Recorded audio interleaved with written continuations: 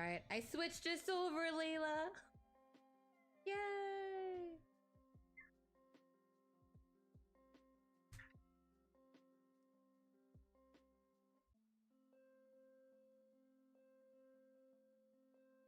Ta-da! Alright, I think I got this. Ta-da! Yes, I can hear you now. Yay!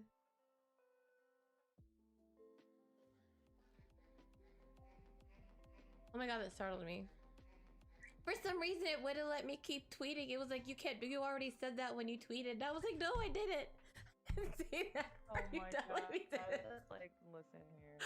I was like, why? Why Twitter just let me tweet my tweet? That's all I want.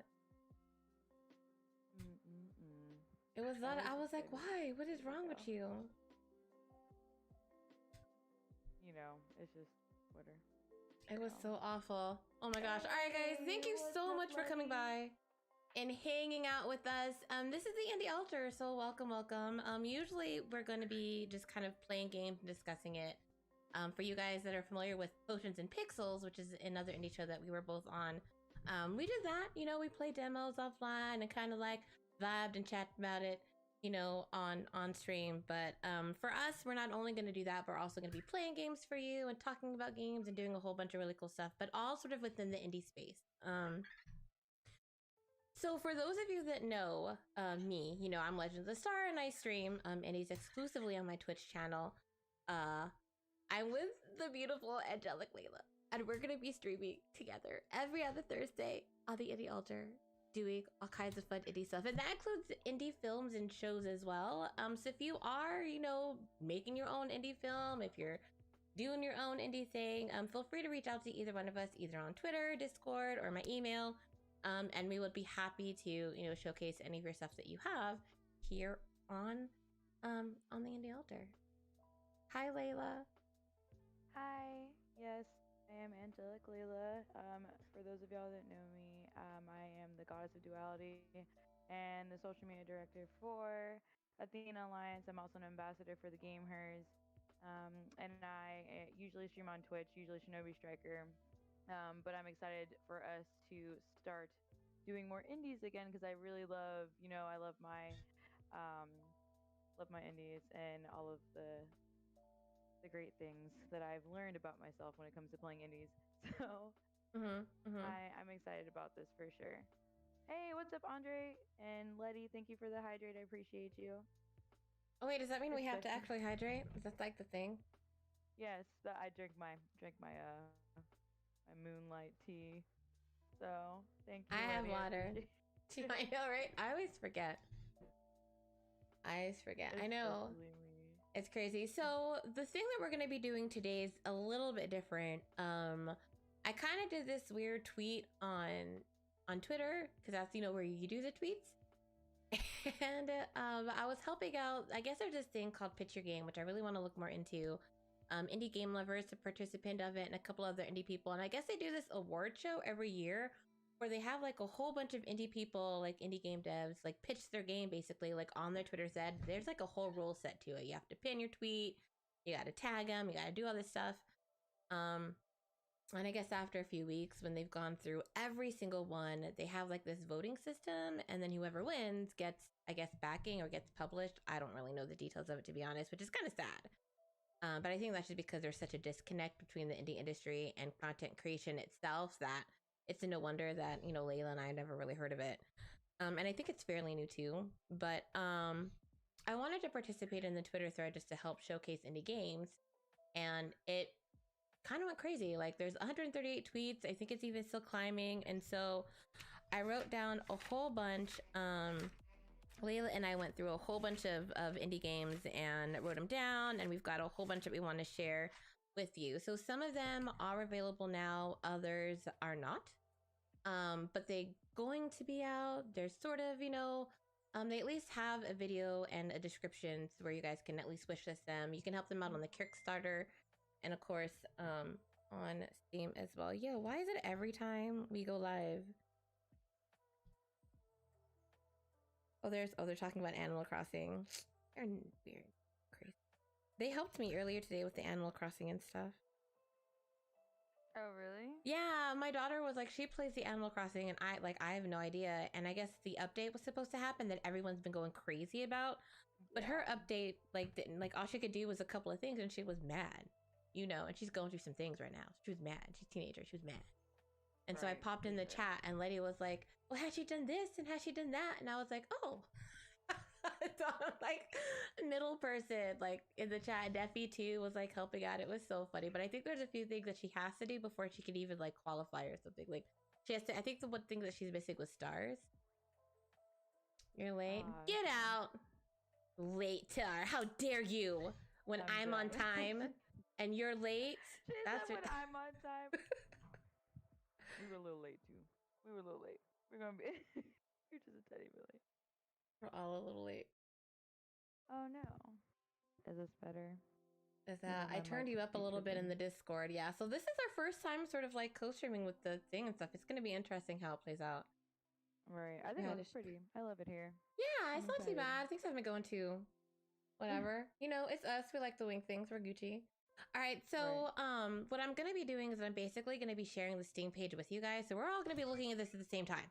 This is all like the first look.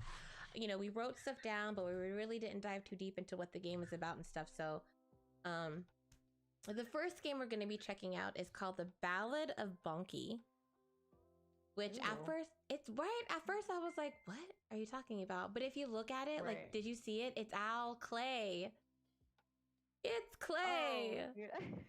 I was like, what is this? So The Ballad of Bonky is a bouncy arcade adventure where you whack your enemies to shoot them bouncing around like bullets. What? You fight cute evil baddies. They wrote evil baddies in their description. And evil bosses. Solve puzzles and uncover the truth alone or together with a friend. Looks like its release date is sometime next year, and they're published and developed by Guy Unger and Nutzel Co. Is that to say this may be in the European area? I don't know. Might be a little European going on. But I'm gonna go ahead and play. Try raising your. Okay. Oh, my volume. Is it you or me? Because I can. I have the one. I'm the one that's got it captured. So, all right. Let me turn off my music and then. We'll hit it up. So here's gonna be the video. Oh God.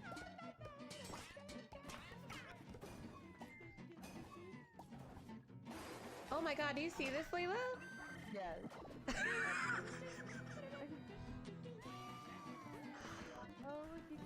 What is that? What is that? Oh, did you see the? Okay. What was that? A bear? Okay. What? I don't know. Okay, wait.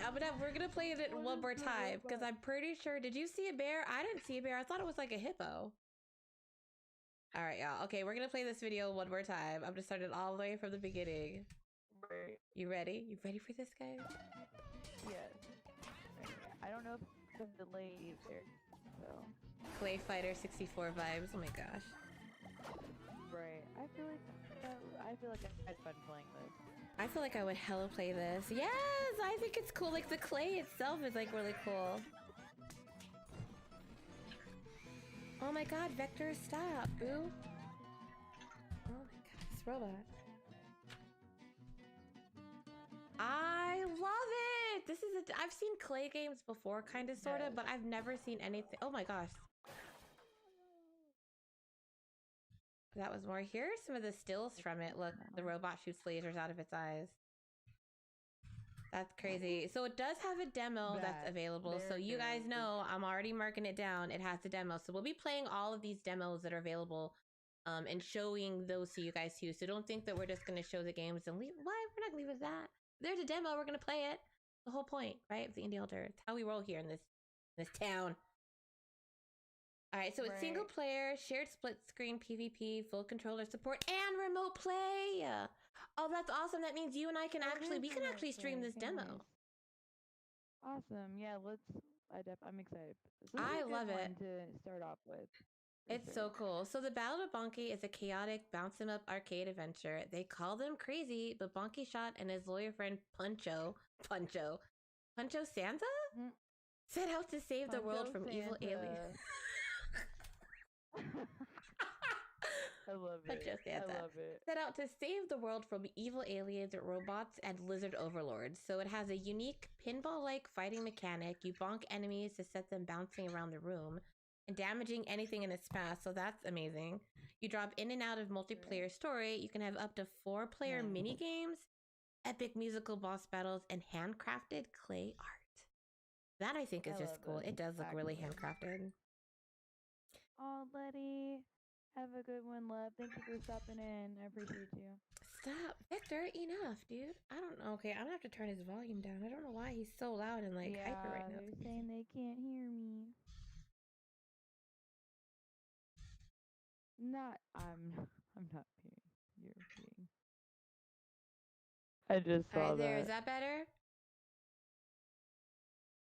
I'm not sure. Can y'all hear now? Can y'all hear me? Here. Yeah. No idea. Love you, Letty. I'm not sure. Do I keep talking? I don't know. I guess just keep talking until they can hear. Alright, don't let King of the Nerds tell you. He's horrible at that stuff. I always ask him, hey, how's my volume? He's like, you sound fine to me. But you're listening to me in headphones, you weirdo. You would know. Okay. Alright. I think, okay, you can hear? Okay, awesome. Hi, what's up again, guys? Now that y'all can actually hear me. Alright, cool. Alright, so this next game, okay. So I'm just going through like the list and then this one was really cool. Okay, so this was the one. Aw, this one was weird. I wasn't really too like.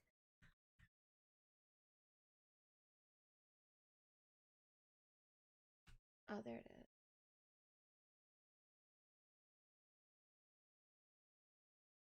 I need to add that to my wish list while it's here. The Ballad of Bonky. Yeah, I have it. I'll have it all in a doc and stuff for us too. But dude, this game Okay, is crazy. awesome. That works then. As long as someone provides me organization, because I'm terrible at it. I know, right? I'm in, like on the Chromebook in the morning because he uses my big PC, so it's like I have nothing else better to do. All right, here's this next one. It's called Slope Crashers. All right, here we go. Playing the video. Oop. Okay. My little sushi guy. I'm a sushi fan. Ah, let's go sushi. So cute.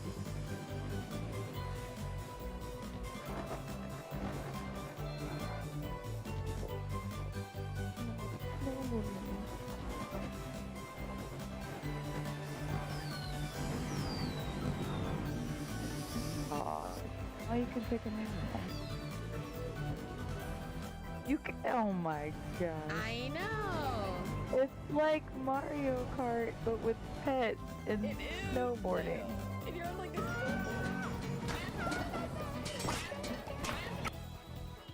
Someone needs to call PETA.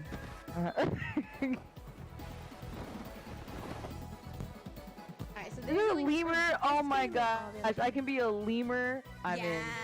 Yes. Isn't that doesn't cool? take much So for with me. this game, you pick your animal, grab a board and a hang glider, hit the slopes. You can ride on your own, battle it out, and split screen another multiplayer indie. That's so cool. You hardly ever see any. Yay! I'm happy that others through the campaign. Do stunts and combos to gain extra speed or collect items that are scattered around the course to use against others. Oh God. We're gonna be like throwing shit at each other. That's nice. Right. I love it here. I love it. Sports, it has an arcade combat racing, and it also has remote play too. So for those of you that are unfamiliar with remote play, what that means is that I can have this game on Steam and you don't have to own it, but we can still play it together. The only weird thing about that though is that what King and I learned is, and I could be wrong, someone may have to correct me on this, but if I'm using a controller, then the other person has to use a keyboard mouse. For some reason it doesn't, unless I just don't have like the fancy, unless you need like the fancy Steam controller or something, but only one person can be on like a controller at a time. That's the only issue that I've had with it. But other than that, setting up the remote play is really super easy. You just have to have the game and you add whomever you want to play with on your friends list. Okay. I like this one too. I feel like we're gonna have fun playing this one. I think this was good fun. I like the fact that we're finding more games that we can play like together, because then we can totally just like play this on here and it'll be so much fun to check it out like firsthand.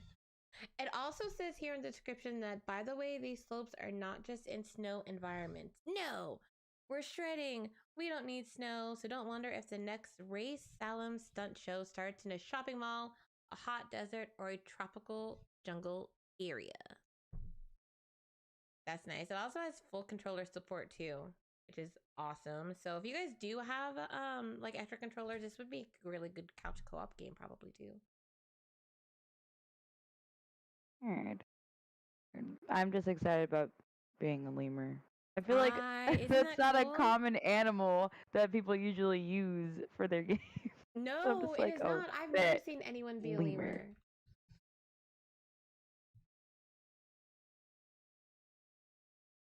Oh, here we go. Sorry. I'm trying to type these out and I'm messing up my own handwriting.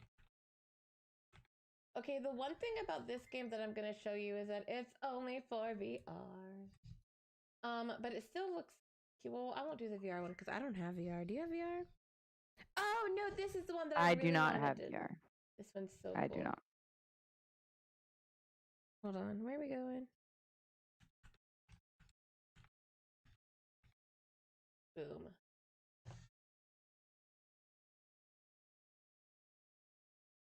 All right, so here's the Steam page. I got you there. Boom. And I got y'all here. How cool is this? So this next game is called Necromancer's Gift. Yes. I already like it. Already. Yeah. So it's a monster tamer, right? Sprinkled with roguelike elements like permadeath and procedurally generated maps. So you capture and face creatures in turn-based battles as you attempt to rescue your dog from a necromancer that hates humans. All right, so here's the video to it. I know, isn't that crazy? The necromancer stole your dog? Yeah, and you're gonna see these monsters to try to find it, I guess.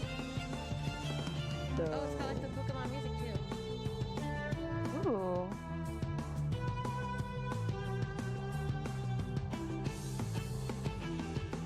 What is it? Max Payne? This is what...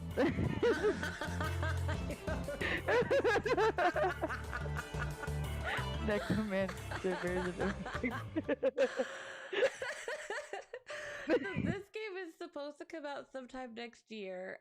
It's by Pensive Lied Studios.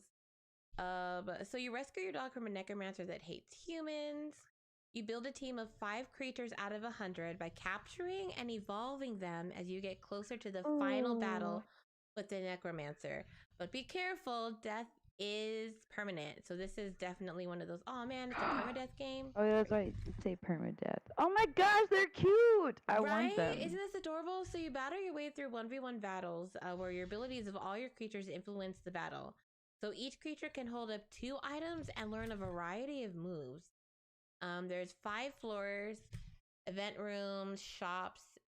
Each floor has a different floor ability that modify the gameplay enough to keep it fresh. Okay, so it's not like a repeat, which is nice. Because you know how with roguelites you have to like, it's just repetitive. And at least this one, it says it keeps it interesting. But you customize how you want to play, what you want to encounter. Do not despair, you are not alone. I just like how you can capture monsters and just Leslie? Yeah, I'm down for anything that mimics Pokemon in the slightest, like evolving and all that stuff. Like it's just a trap for me every time. Yeah, so well, you've got online PvP, LAN PvP, full controller support, and there's Steam leaderboards. So apparently this game gets pretty competitive. At least that's the plan for it. They have a Twitter and a YouTube and a Discord server, but they have it listed here as the indie RPG strategy. Nice. I'm so happy with the games that you have on this list because I'm excited. These games have been really cool. Like I've been so excited that oh, this one's really cool. This guy has like a small oh no, wait, I can't. That one doesn't even have it. Like some of these guys don't even have Steam pages, but you'll like this one. This one is so far You'll my really favorite like one this one. because It's it's called Tracks of necromancy Thought. and Pokemon mixed together. Oh, this one you'll like this.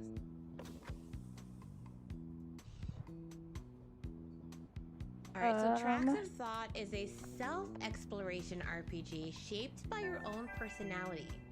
Confront your fellow passengers in card-based conversations to discover more about yourself and your mysterious destination. That's a win. That's a win. Yes. Yes. It's cute. I'm like, Layla's gonna love this game. It's cute. Hi guys, hey everyone. Exploration RPG. Alright, so I'm gonna play this game again. I'm gonna play the video one more time from the beginning for those of y'all that are just popping in. Wait. It's hard to see with this little sushi guy because there's no like point. Alright, there it is. Here's the video from the beginning. Okay.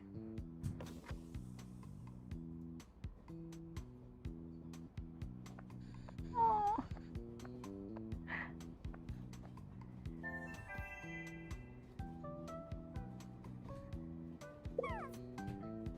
Oh my gosh. This is me written all over it. Right? I know. I was like, You're so right. I was like, I had to share it. Oh, it's so cute. Excuse me. Oh, but this is also about conflict resolution too. Right, and I love that too, because you know I'm all about that. I'm just all about all of this. You know how I am. Yeah, you get to pick. Look, you get to pick an action. Look, dude's got an irritation bar. He's irritated. That's freaking great. Not an irritation bar. Don't. Oh my god, can you imagine in real life? No, don't do that. Right.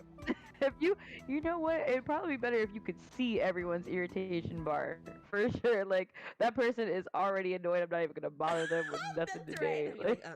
Don't talk to them. Don't be that person. Right. Look right. at this. This is so cute. Thank you. I wasn't done with my crossword puzzle. Oh, look how helpful. She helped the old lady. You get health points, it looks like, too. Oh, look, you can listen, Nice. you can be direct, or you can slow down. You know, my ADHD is kicking in with those chopsticks at your mouth. It is funny. I know. I'm sorry. It's my little thing. All right, so this is single player, obviously. They have a website, a Twitch. They have a Twitter. You can also watch them on YouTube. So a cool little. Isn't it cute? It is so adorable. So everyone has their own strengths and weaknesses. Yep, even you. Your interactions with the passengers and all your other choices will shape the game. Some bugs might appreciate your small talk while others hate social interaction.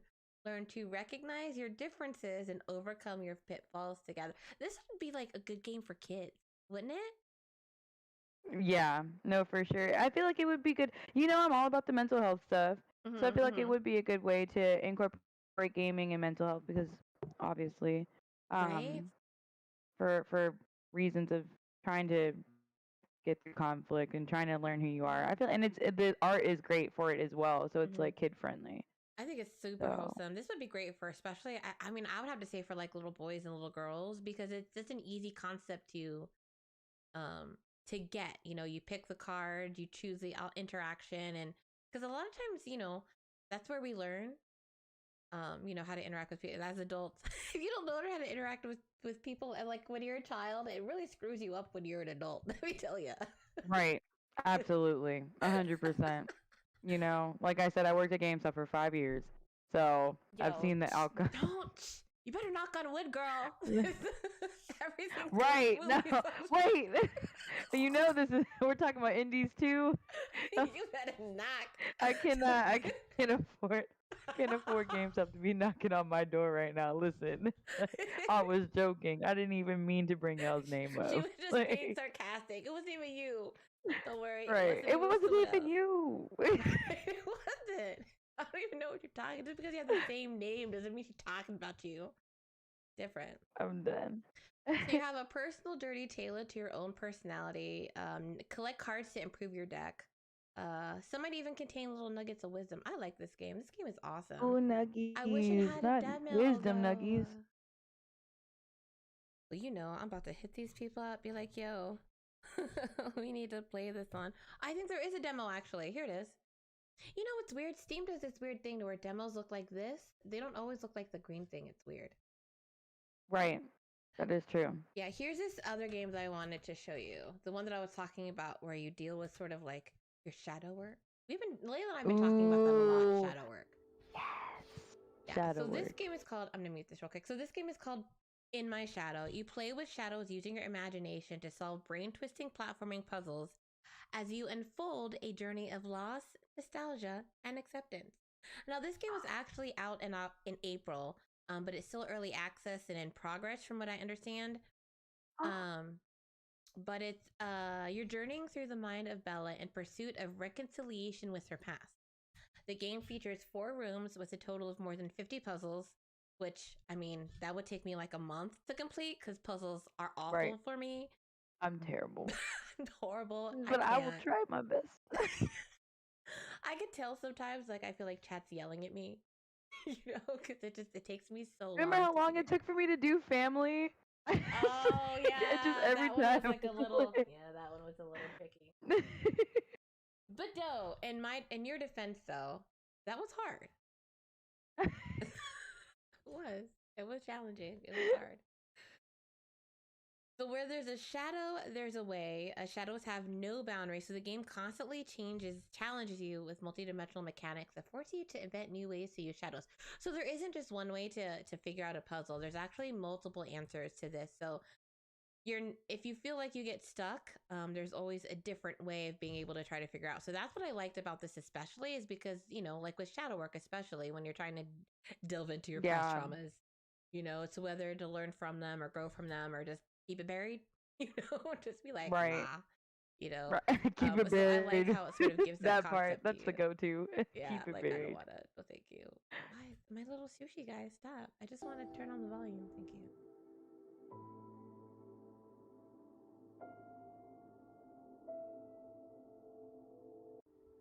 There it is. Aww. The little puppy. The puppy makes me happy. I like it. Oh, I see what's happening. I like how the more I watch it, the more I understand what's going on. Well, the first time, like, I saw it, I was a little confused because I'm like, how is this? Oh, that's cool. I didn't know it opened like that. That's nice. So you're like opening inside a dollhouse.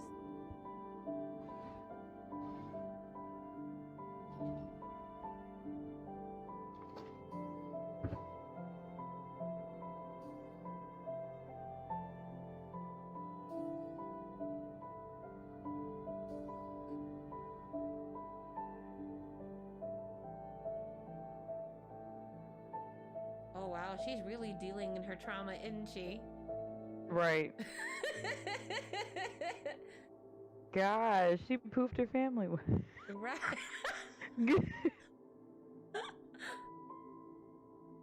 Play Bay Alkin Interactive Group. Oh, here it is. Here's more videos. Ooh, okay. Yeah, no, I like this. You're gonna hear me say that a lot. I don't feel like it takes a lot for me to like something. I have to tell you, all of these games that are coming out are really good. I'm really impressed with the quality. There's some games where I'm just like, really? But I mean, that's just because we play so many of them. I feel like, I don't know. I know how hard it is to make a game, but you gotta appeal a little bit to your audience, you know what I mean? So this is true. This is true. Yeah, see, she's really doing. Oh, see, yeah. There's little portals. What the? I love it. Oh, that's what they look like, and I love it. Isn't it so good? It is so good. All right, this next one, y'all are gonna love. I find myself in a strange world. Who is this again? Playbay. In My Shadow by Playbay. It feels like a dream.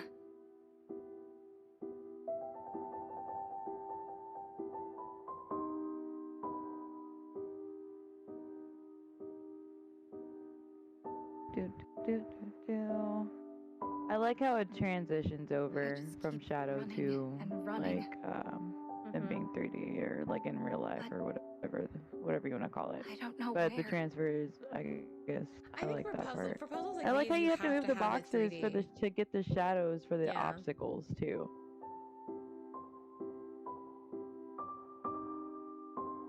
See, some trauma happened here. Will this ever end? Trauma. Nothing. Always. Or am It's I always lost trauma. forever? When people act up, they have no unresolved trauma. Right? Don't we all? Don't we all? So I thought you'd really like this because it just, I mean, I like how it transitions, especially from like adult to child. Because at first, I didn't quite get it when it was showing. I was like, what is that? But then when they were like, oh, she looks on her phone and then it says dad. And then the way she just kind of like caresses her family photo, like, oh God, like something happened. Her. Right. I can't. Yeah. Once we get into that one, I'm thinking about like the storyline and what happened. You know how I get. Oh yeah, no. Because know. if you read, yeah, that's all it says. It doesn't really go dive deep into what it's about specifically, except for the fact that she's just dealing with. That's what I felt it was. I felt it was more of like a play on words when it's in my shadow, and then when you're dealing with past traumas, the shadow work. So I could be wrong, but I figured you might have thought that as well. Absolutely, 100%. All right, so this next game is going to be super cutesy. It's called Mojito the Cat. Mojito. Uh-huh. Every bartender's favorite drink to make. Is it really? No, like mojitos, I'm being so sarcastic. I think they're kind of gross. Bartenders hate making mojito. There it is. This is Mojo the cat. Play as Mojito. I want to know why I said Mojo. Oh, Mojo the cat. My bad. Mojo. So yeah, Mojito. Oh, whatever. Mojito sounds better. So Mojito. You play as Mojito when you find your best friend Woody, a gluten teckle dog who has mysteriously disappeared after following a food trail. So you follow Woody's path and find out what have happened to the animals' kingdom while you find secret spots and items in each level of this cute puzzle platformer adventure. I'm thinking English may not be their second language because the sentences are not a platformer. I'm terrible at those too. It's not puzzles and platforms. It's like a combo, but it's your two favorite things. I'm not a huge fan of. I like the platformers. I'm good at that, but I'm not really good at the whole puzzle thing. Yeah, my coordination is terrible. You know how many times it took for me to do the vault of glass on Destiny? I did the first platform jump. We sat there for 2 hours. Trying to get it across. Girl. 2 hours. Like, y'all still doing the raid? Yeah, Layla can't do the platforms. That's when their irritation meter pops up, and you're just like, oh. Not the irritation meter. Yeah, but you know what? You should have did with me and my blue and crew. No, for real. Let me know next time for sure. Oh yeah, we're supposed to play Destiny. I'm down for real because it's a platform jumps for me. But you know what? I never had a problem doing it again. Once I got it done, I never had an issue doing it ever again. Not me. I'd probably still be making the same mistake every time I played it. I can't. I have that horrible memory. I can't. I'm awful at that stuff. So you interact with elements, push boxes, carry objects, use activators, and more. A relaxing, fun 3D stylized with cute, cube-based people, animals. Oh, here's a video. Okay.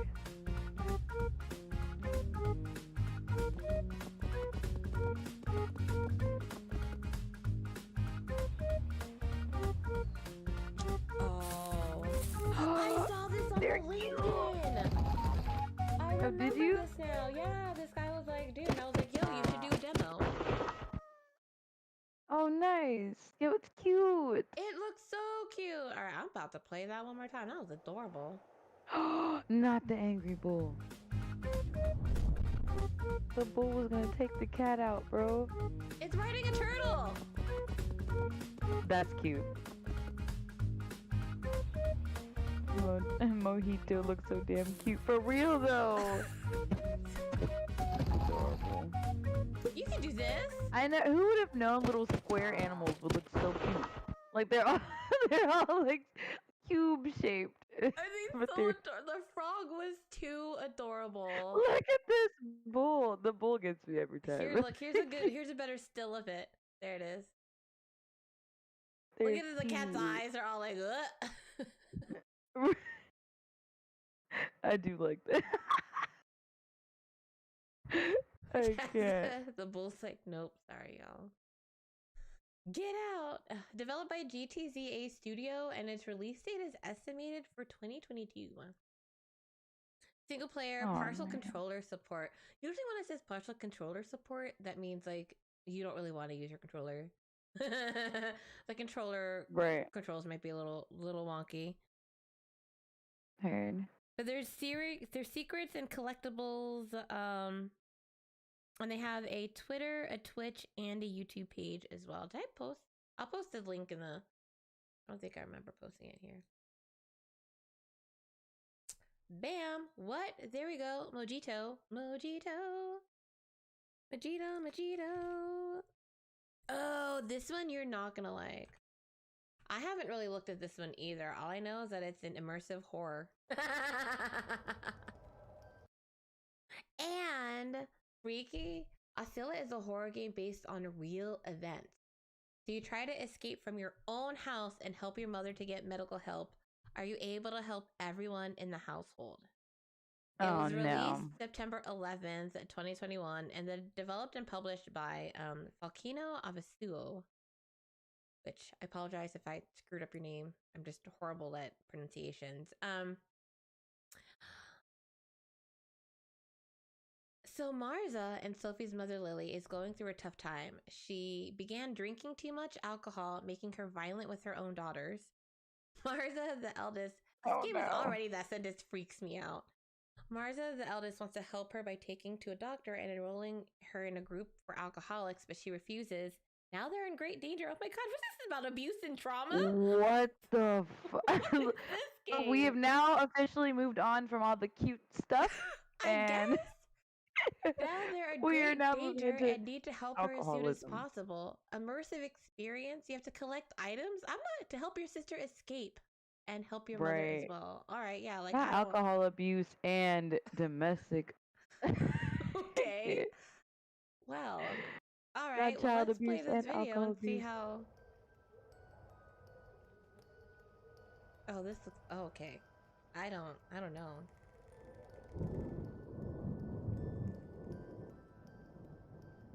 You may want to play In My Shadow after this game. Hello. Right. Oh, that looks awful.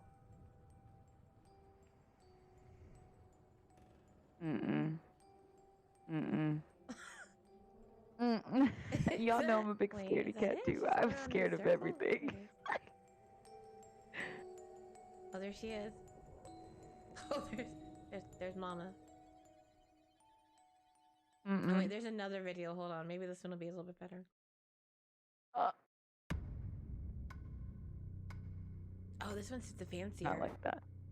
That one's fancier? Okay, bet. It's still scary as shit, but it's better. Right. That part. It's still scary. This is gonna be one of the games where I'm creeping around the corner. Like, waiting to go. Oh no, did you see that? Something was crawling in the hallway.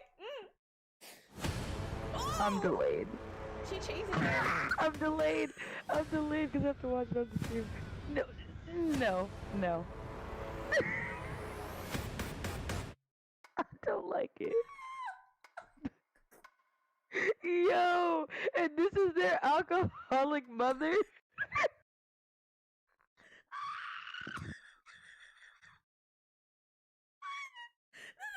Traumatic. I don't know. Oh my god, you would have to be trying to work in my shadow after that shit. Like, oh my god. You want to talk about trauma? Why my mother is alcoholic and she looks like a zombie. Why is she chasing you? No.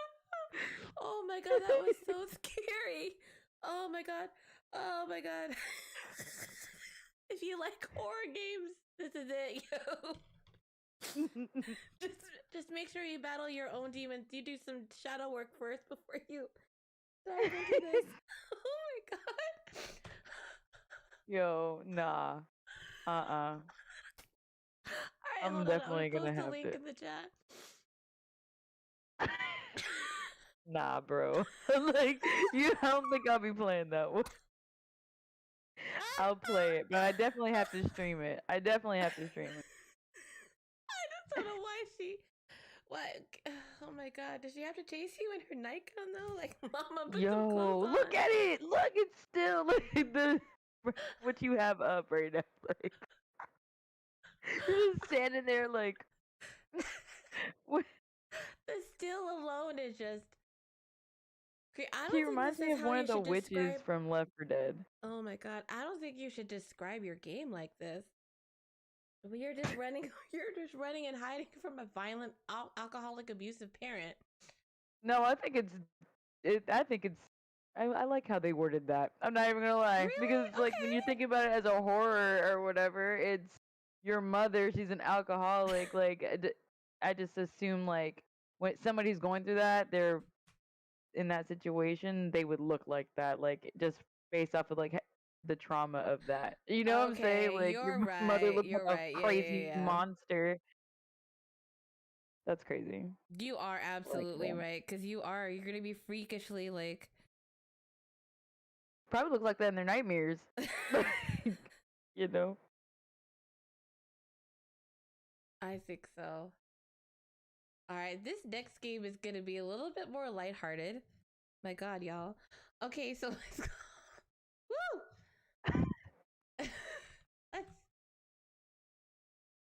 Oh, and it's free to. Oh wait, I went to the soundtrack by accident. My bad. Wait, no. Pause. Pause the video, my little sushi guy. Copy. Boom. All right. Okay, so Invisible Wings tells the story of Dawn, a young woman of fairy descent, and her quest for answers to her own identity and self-acceptance. Released April 15th, developed by Ardun Games, and the reviews say it's mostly positive. Free to play, by the way. So it says that the release of Indivisible Wings is a demo, so in the form of an interactive visual novel, which can play. Wow, they're really descriptive about this. Roughly 45 minutes. It does contain references to murder and self-harm, so definitely discretion is advised when you play this. But you follow Dawn, a young woman of fairy descent, as she tries to find answers to her own identity in a modern world where fairies and humans were supposed to live in harmony. Being bullied and harassed most of her life because of her appearance. Why? Oh, she's a fairy descent. Wait, why is she? I think maybe because she's a hybrid. As she tries to find answers to her being her because of her appearance, she wants nothing more than to be an ordinary human. Although she blames her magical ancestors for all of her problems, she meets a fairy herself who grows more than a friend to her and complicates her quest even more.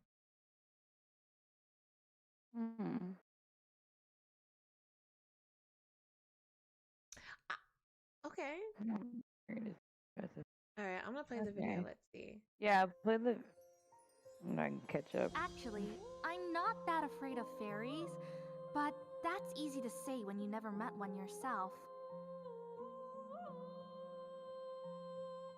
Okay, so it says, in a modern world where humans and fairies were supposed to live in harmony, Dawn wants nothing more than just being an ordinary woman. There's nothing right about that tale. That thing has to go away, Arania. And I hope you also understand that if I meet someone who can solve this for me, I want to take this opportunity with both hands. Being a fairy in this harsh world is hard. It's totally unjustified that they Or disqualified maybe this deals with like In my prejudices. opinion, you weren't acting unsafe at all. You're Right. not the first and certainly not the last person to fall out to me like that. I seem to have that effect on people. Oh, this girl's a hybrid. Wait, Right, you really yeah. think she's a fairy? If she really is, you have a very different problem now, Dawn. and you know that yourself as well. You're my bestest friend. I don't think I can live without you, Dawn. And you don't have to. I'll be fine, I promise. Okay, yeah, I do like this. Okay, I get what they're doing here. Is that what you guys? Is that? Because why does she not? Hold on. There's like another video, so maybe that'll explain it a little bit better.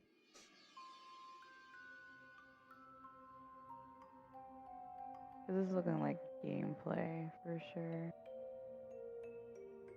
My dear, she Hmm. is really Woman, good. fairy That descent, and her jump and quest this for answers on spin, her own that's- identity, self-acceptance. Wait. I do Are like. I those like the message wings? from what is given in the This description isn't for actually sure. allowed, is it?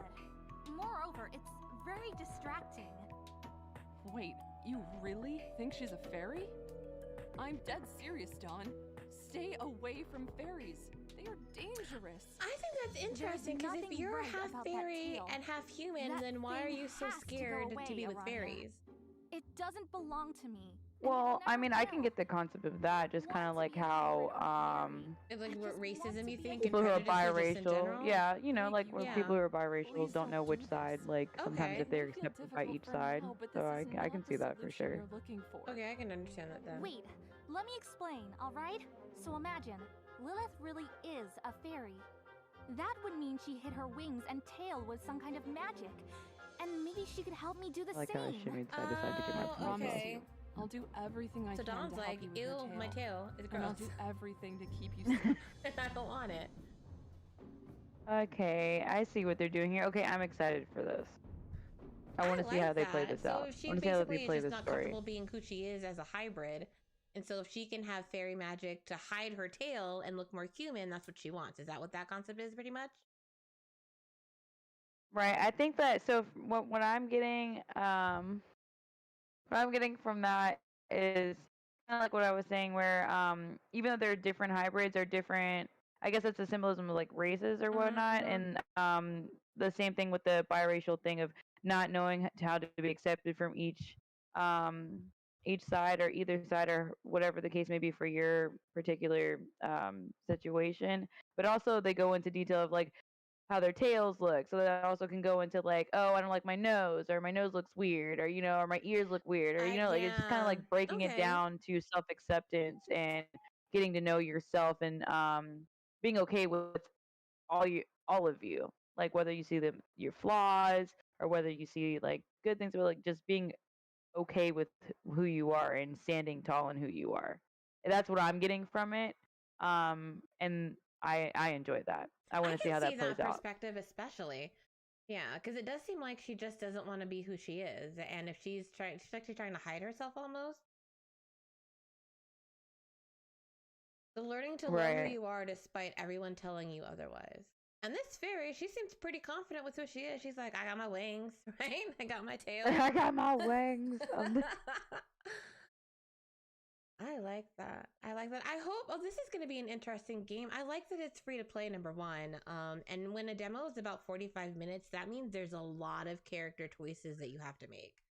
So this is going to be Nice. really interesting to see how, like, your individual story. I wonder if your story would differ from mine. That would be cool to talk about. I wonder. I'm excited for this. Yay! All right, cool. Yeah, Yes, me too. thank you so much, Liam, for coming in and hanging out. I hope I didn't take away from like what you guys were doing. I just started a thread to just sort of showcase indies, and then it just kind of like happened. And then I thought to myself, yo, this is perfect for the Indie Altar, right? The show that Layla, because Layla and I are all about indies. I stream exclusively indies on Twitch. She does a lot of fighting games and a lot of games that deals with mental health specifically.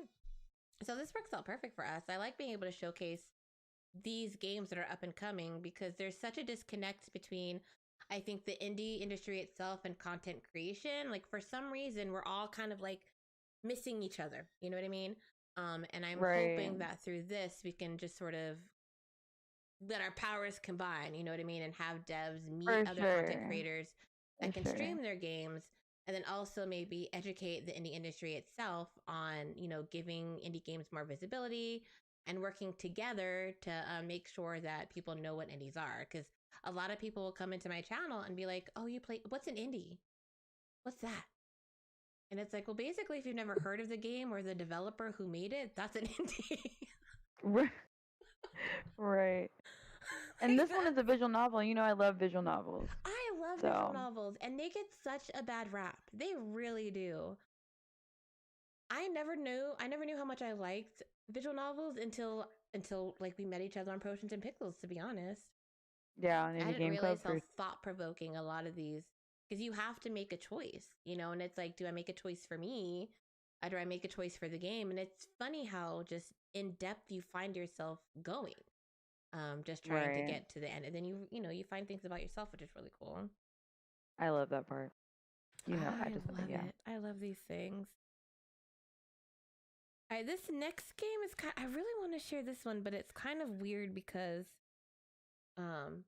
they don't, I'll have to share that with you offline. They don't really have a Kickstarter or a page. It's just sort of like a website with just their thing, but it doesn't explain what the game is or what it's about. So I was like, oh, okay.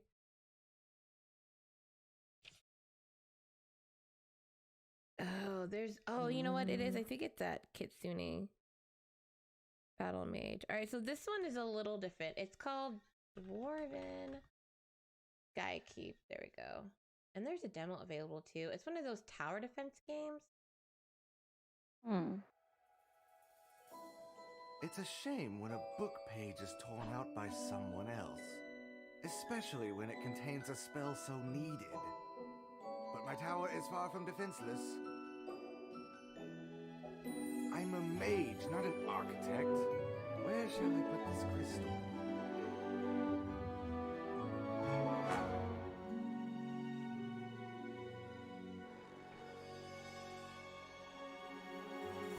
You're on a shady enterprise.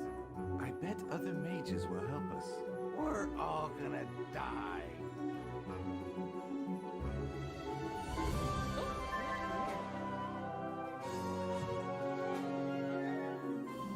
Dwarven Skykeep. That much.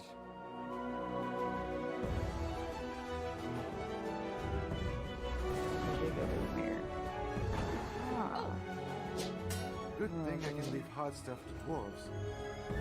This looks like a little cartoon. We don't have a reason to fight. It does. It reminds me of.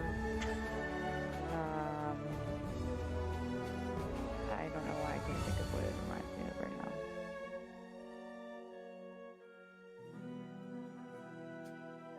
I told you it wouldn't end Zelda? well.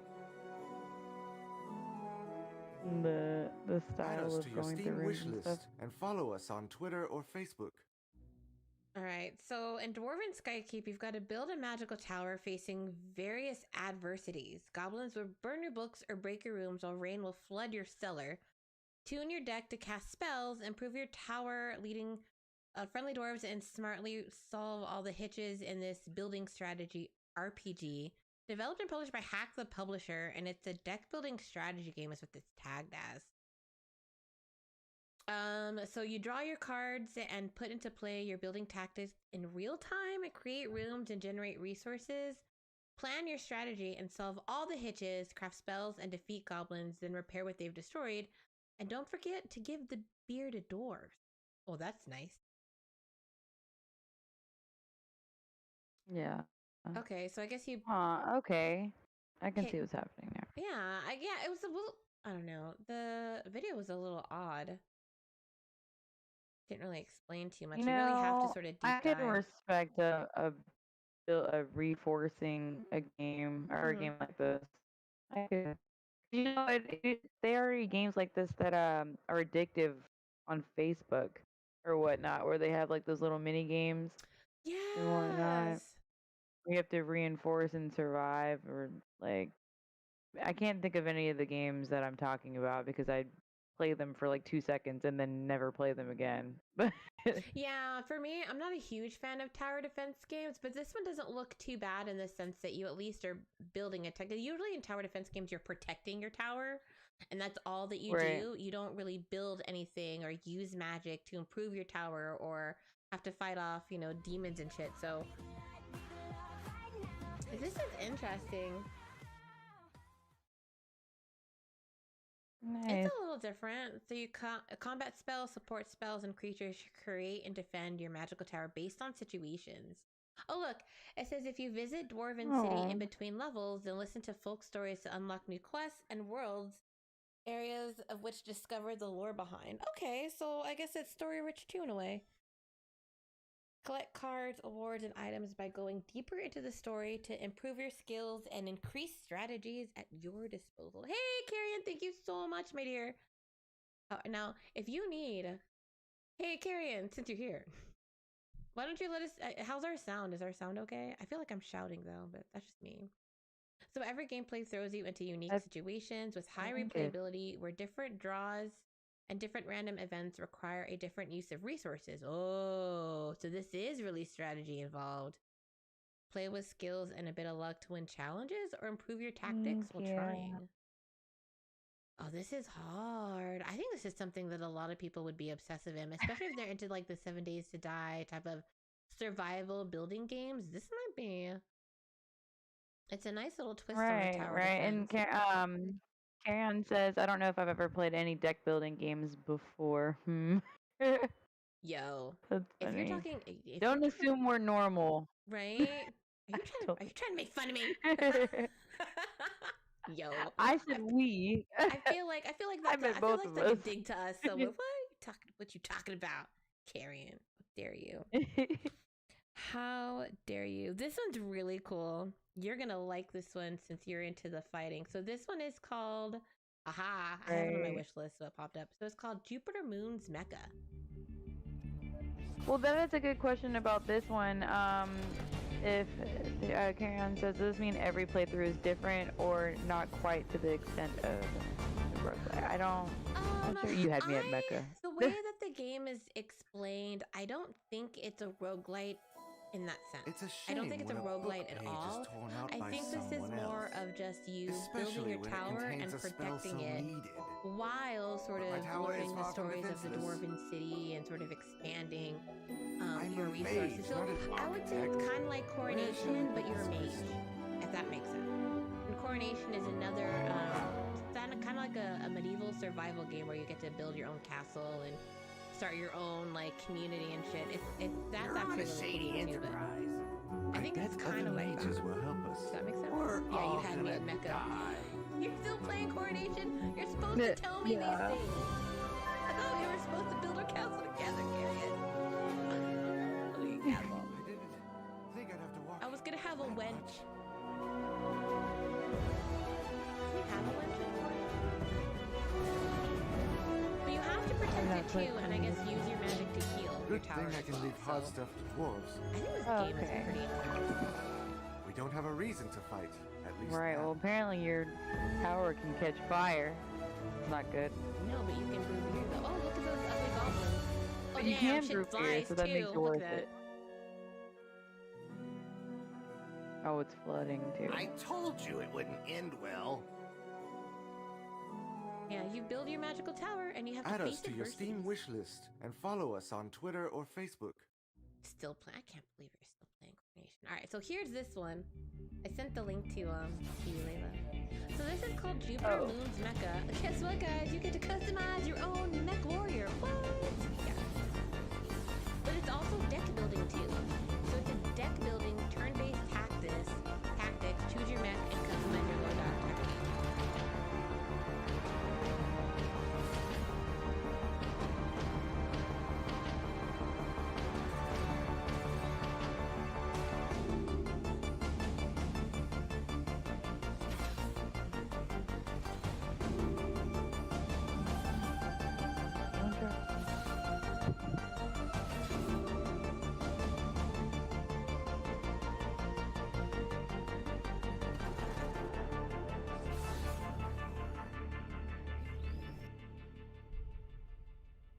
I like it. I like this game. So this is supposed to be out sometime next year. It's developed and published by Rock and Bushes. Weird. A different name. It's not weird. I'm sorry. It's a different name. Different. Rock and bushes. Yeah, Rock and Bushes. What are you gonna name your dev studio? Name it Rock and Bushes. It makes me think of a bush that's rocking back and forth. I don't instead of like rocks and bushes. Right? I would be like rocking bush maybe. That sounds better. Yeah, it is my brain. My brain is just that way. don't Well, don't judge there's a me. demo that we can play. So I'm excited.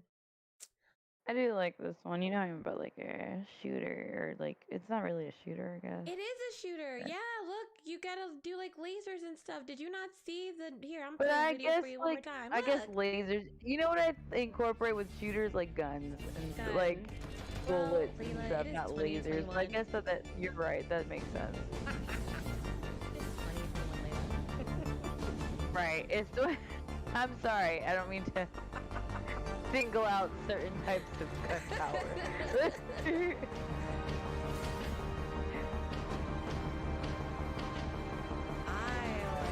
It had me in card building, to be honest. Like, I'm obsessed with Carmelo. I have like 800 hours in that game, and that's all like strategy deck building. It's crazy. Really. It's And funny you're how right, these though, are all too. like Nets are lining up the absolutely way that they badass. are, where they're like correlating. Or they're similar. I The love one it. before this was the deck building one. Right. It seems, honestly, it seems to be the trend. You know how like movies have their trends and gate, like for some reason, I'm finding going through like the whole like picture and going through other threads too of the picture game thing, and then a lot of these games are story rich, they're character progressive, they're RPGs or JRPGs, and a lot of them are deck building. So it seems to be kind of like I mean, they're visual novels too, but they're sort of mixed in between all this JRPG stuff. But that seems to be sort of like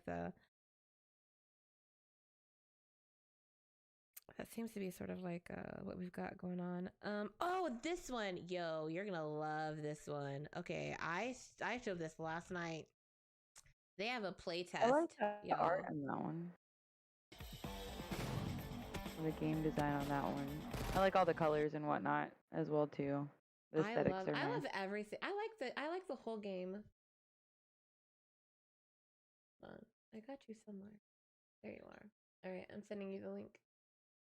Okay. And of the next game. Yeah, so a little bit more about this one. Yeah, so you get to choose your mech frame. Every pilot approaches combat differently, so choosing from the melee-oriented assault frame, the stealth sniper frame, or just opt in for a raw laser firepower. So you can upgrade your frame. You can have a shooter. You can have guns. You got that. Victory serves you with new toys for your mech. Swapping out these toys will adjust your combat stats. So you have weapons, shields, and equipment. And it's just PvP, Sure. it looks like to me. Yeah, you got countless weapons to discover and try out. Lasers, machine guns, plasma rifles, sniper cannons, swords, hammers, drones, mines, force fields, jet engines, as well as more unique ones like rocket fists, whips, scythes, cloaks, pile bunkers, or mini nukes. Nice. Oh my god, Vector, what is your problem? Why are you stuck on everything? I love that you have a vector. Oh my god, my little Vector robot, I put him on the floor because he was bothering me on my desk, and he's like getting trapped all over my weird ass guy. Alright, so discover unique card combinations that will give you an edge on the battlefield, or try to find the one that will break the game. One turn, boss battle victory, or no damage. Test your combos on the highest difficulty levels. Ooh, so choose your path on the campaign wisely. Avoid fights not suitable for your current loadout. Take greater risks for better rewards, or just complete your objectives. Discover the origins of the alien AI that is corrupting the machines. So there's a story to it as well, which is really cool. Yeah, I put Vector on the floor. Hey, Mom. Nice. I like when there's a story, for sure. Yes, all of these games have sort of like, you wouldn't think this game has a story to it, but if you're trying to figure out what alien AI is corrupting machines, there's got to be more to it. You know, so I really like sort of like the subtle innuendos of a lot of these games. They're not really saying that they have story rich, but it's just kind of implied. I like this. You're really going to like this next one. You ready for it? Are you ready, girl? Yes. It is called The Wicked Days. It is an action-packed shooter set in a godforsaken wilderness in a small town of Beaver City. Inexplicable events will be echoes of the difficult past. Oh, is it? Why is not messed up on screen? of a difficult past. Why is everyone against you? Arm yourself to the teeth, jump in the car, and move out to explore a dangerous world in search of answers. Oh, okay, I got you. Hold on. Right. There it is. Because it wasn't in the box. Right. Boom, like, perfect. Figured it out.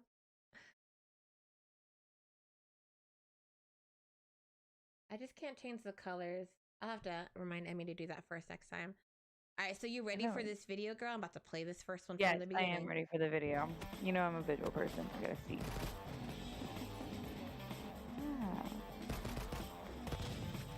Oh, you can run over zombies. That's great.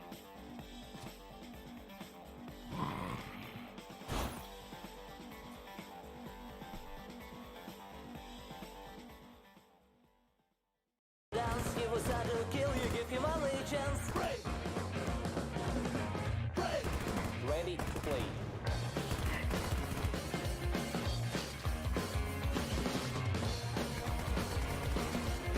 Okay, this looks like fun. If I can just run around and do whatever, pretty much, I'm excited about that. But look at how this is laid out. The top-down view is the coolest thing of the whole. Like, that's what I like about this game. Just overall, is the top-down view. Like, you always get that first person. You never get this perspective. So this is really neat. You really gotta like be careful in your corners and shit. You know? Right, for sure. Ooh, I didn't like that. Who was that? Who was that with the skull mask on? I didn't like that. Right. I wonder what that means. You know, I like to overthink about stuff. Like, who's that? Who's that?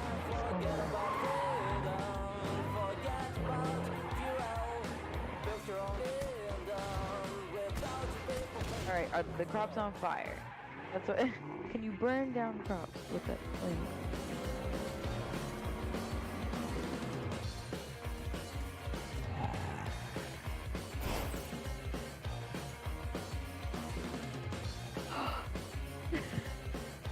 The baby just running over everybody is entertaining. Isn't that amazing? For me. I love that. It's like that's how I great. drive in game anyway.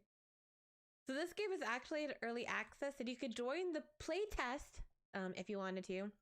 So it has single player, full controller support. Oh, but listen, there's a story to it. But there's a story. Yeah, I want to see what the story is like for sure. I'm intrigued. In the beginning of the Vietnam War, Marvin Todd's squad was assigned to a special mission to escort a civilian to the alleged UFO crash site. The civilian being a government bioengineer by the name Emmerich von Monsardo. I love these names. Emmerich von Monsardo. But as soon as they arrived at the destination, a bright sphere of expanding light blinded everyone. When Marvin regained his consciousness, the squad, along with the civilian, was on their way to the base. No one could remember what happened at the facility. The incident was quickly hushed up. Not like the government to hush up a story, now is it? However, in time, each of the squad members discovered a supernatural ability. Strength, speed, or endurance would reach a whole new level. They could jump over rivers, run faster than cars, or break down trees with their bare hands with little effort. 15 years later, retired Colonel Marvin Todd spent his quiet evenings in the backyard of his cozy house, sitting in an armchair, chaotically switching TV channels. The growing feeling that something was wrong had not left him for the last few years. Deciding to think about it more, he went to shoot bottles. That's what I like to do, you know? Yeah. When I just want to think about some things, let's go shoot some bottles in the backyard. Marvin had hardly put the pistol in the holster when he heard the rumble of a falling plane diving straight towards him onto his yard.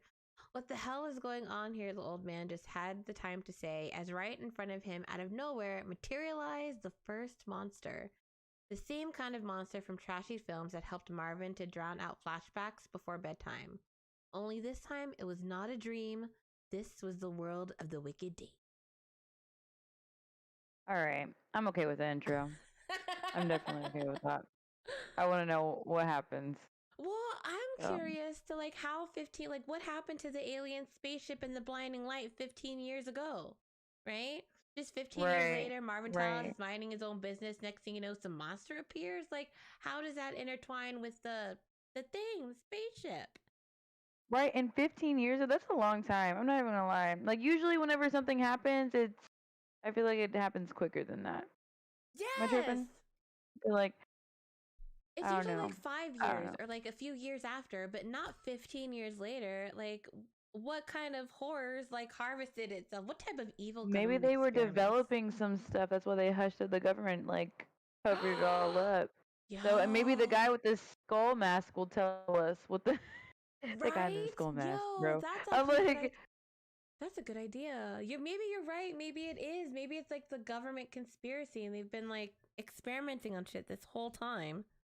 and homeboy back there. What's his name again? My bad.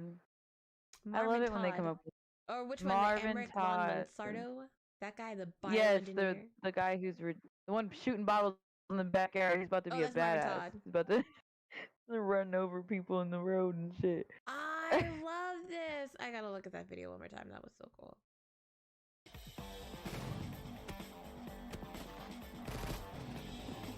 I realize we love all the cutesy stuff for sure.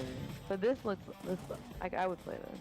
You know how I get when I play the indie games anyway. Like I'm gonna try anything for sure. People just know how to sell to me. I love the graphics. The graphics are so cool. But this was released June 30th, so I guess it's still. Right. But it's still early access. I do love the colors. You know I am with the aesthetic, the friggin' the lighting. I like the colors of the lights and everything. So this tone of all the colors of the environment is nice too.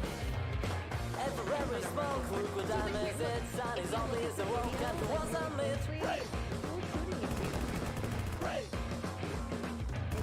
For the traveling, and who likes to dance, he was out to kill you, give him a chance. Right. Oh yeah. Ready. It looks like you're invading like a Maybe? This reminds me of Left 4 Dead. The church scene and the one was intense, right? Yeah. Oh, the car blew up. Car can blow up. Huh. The church. Yeah, that. There's the skull guy. I know. Who's that guy? Yeah, we're gonna have to. I'm excited to play this one too, so we can talk about it and figure out I'm curious though, what's Marvin's superpower, right? Because if he was there and they all had superpowers, what was him? Oh, true. He should have one, huh? Everyone's on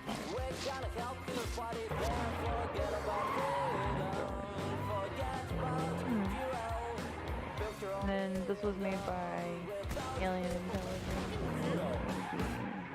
Okay.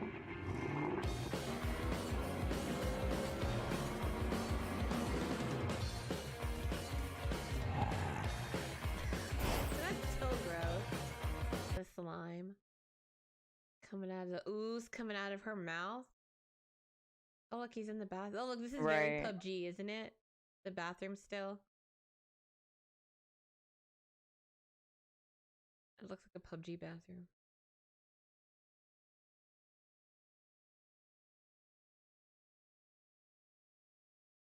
I wonder who that girl is. I wonder if you like meet people along the way. Oh wait, I don't want to watch the video again. I wonder if you meet people along the way that like help you out or whatever. Like they become your friend or your foe.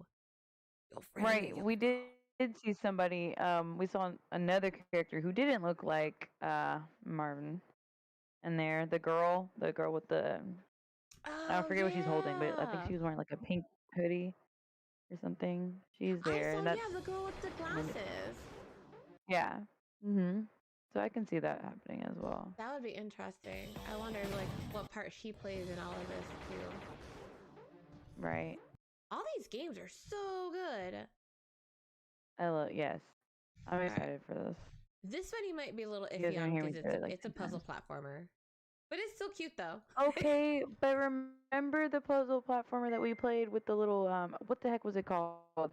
The little robot dude that you could throw his head and it was like electricity or something like that. I loved that one.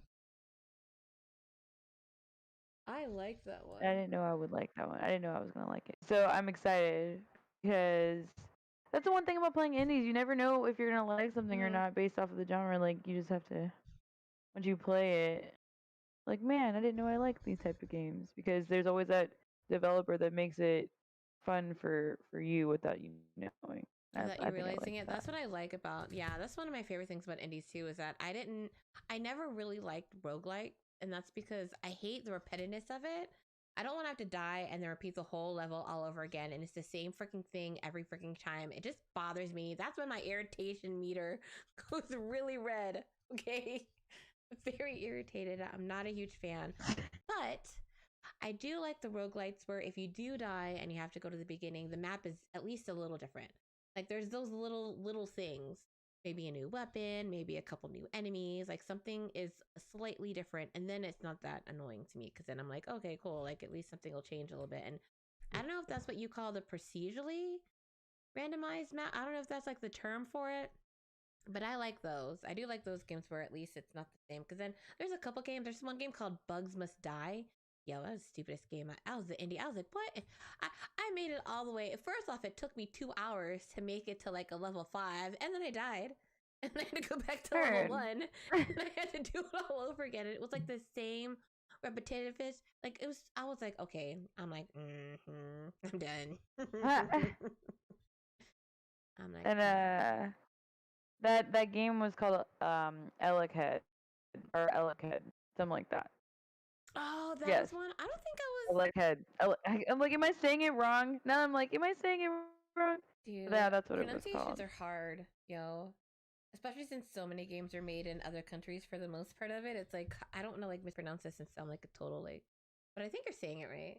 It happens. I just stopped stressing over it. It freaking happens. We do this stuff live, okay? Like yeah. That's like I feel the same way. We'll edit the VOD later, bro. Like I can just edit that part out. We'll just, we'll just edit it. So this next one is called Lost Soul. It's a shoot them up, jump, climb, use jetpack, shields. It's a sci-fi adventure where you become the last hope of mankind in the shape of an awesome robot. Oh, that sounds kind of like WALL-E, huh? So it's on Kickstarter, single player arcade mode. It looks like this main character is called Bob. Oh, there's even a prologue too. Last Soul is a 2D pixel art action platformer with a compelling story about a future where mankind has lost its will. Explore and fight your way through a variety of levels and take on awesome boss enemies. I like that. Can we play the? We should play that one first. Well, they have a prologue that's free, so I got it highlighted. Okay, bet. Let's go. And this one looks adorable. All right, I'm gonna play the video. You ready? I like these games. I know.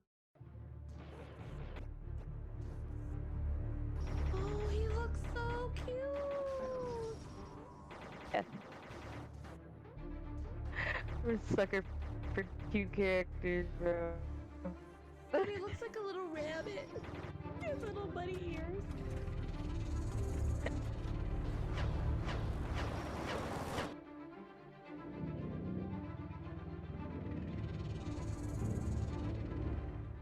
Alright, there's 2 more videos after this one. When I created Bob, the idea, the conception that I have in my head that I brought to Marcus Orion. Why does it remind me of the Twitch symbol? Like, oh my god, it does. The eyeball. It's the eyeballs.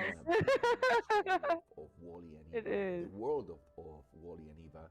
And I want to convey as well something related like to the personality of WALL-E, which is look at all those comments. He's a good guy. Oh, it is about WALL-E. Our Bob is a good guy. Yay! Okay, yes.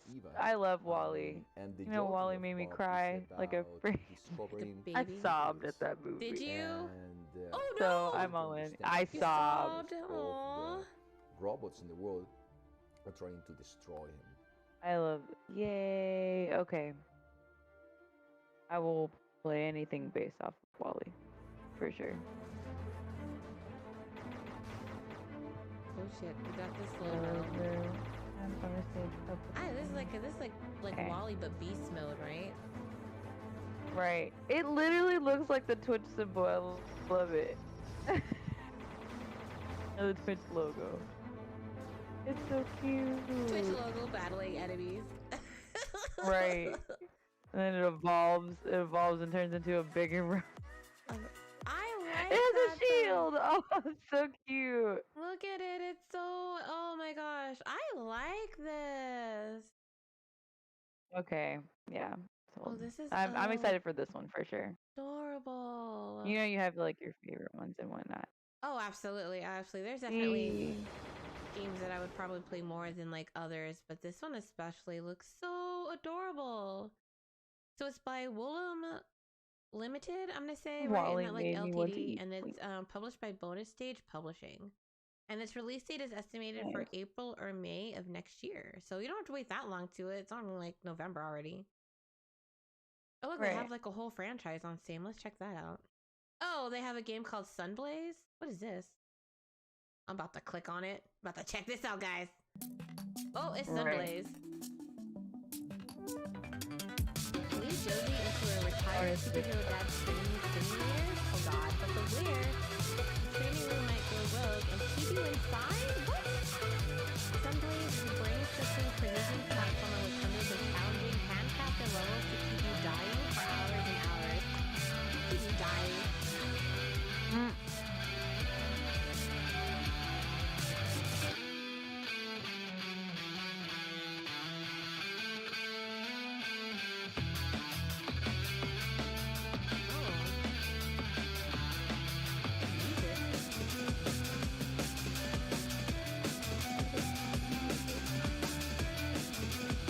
Oh, there we go. Damn, look at her. I do like the ponytail music. is cute. Oh my gosh, I love this. You wanna know why I love this? Because it reminds me of why can't I remember what it's called? But you know what? Let me look it up. I'm writing this down. I can't think of the name right now, but I love.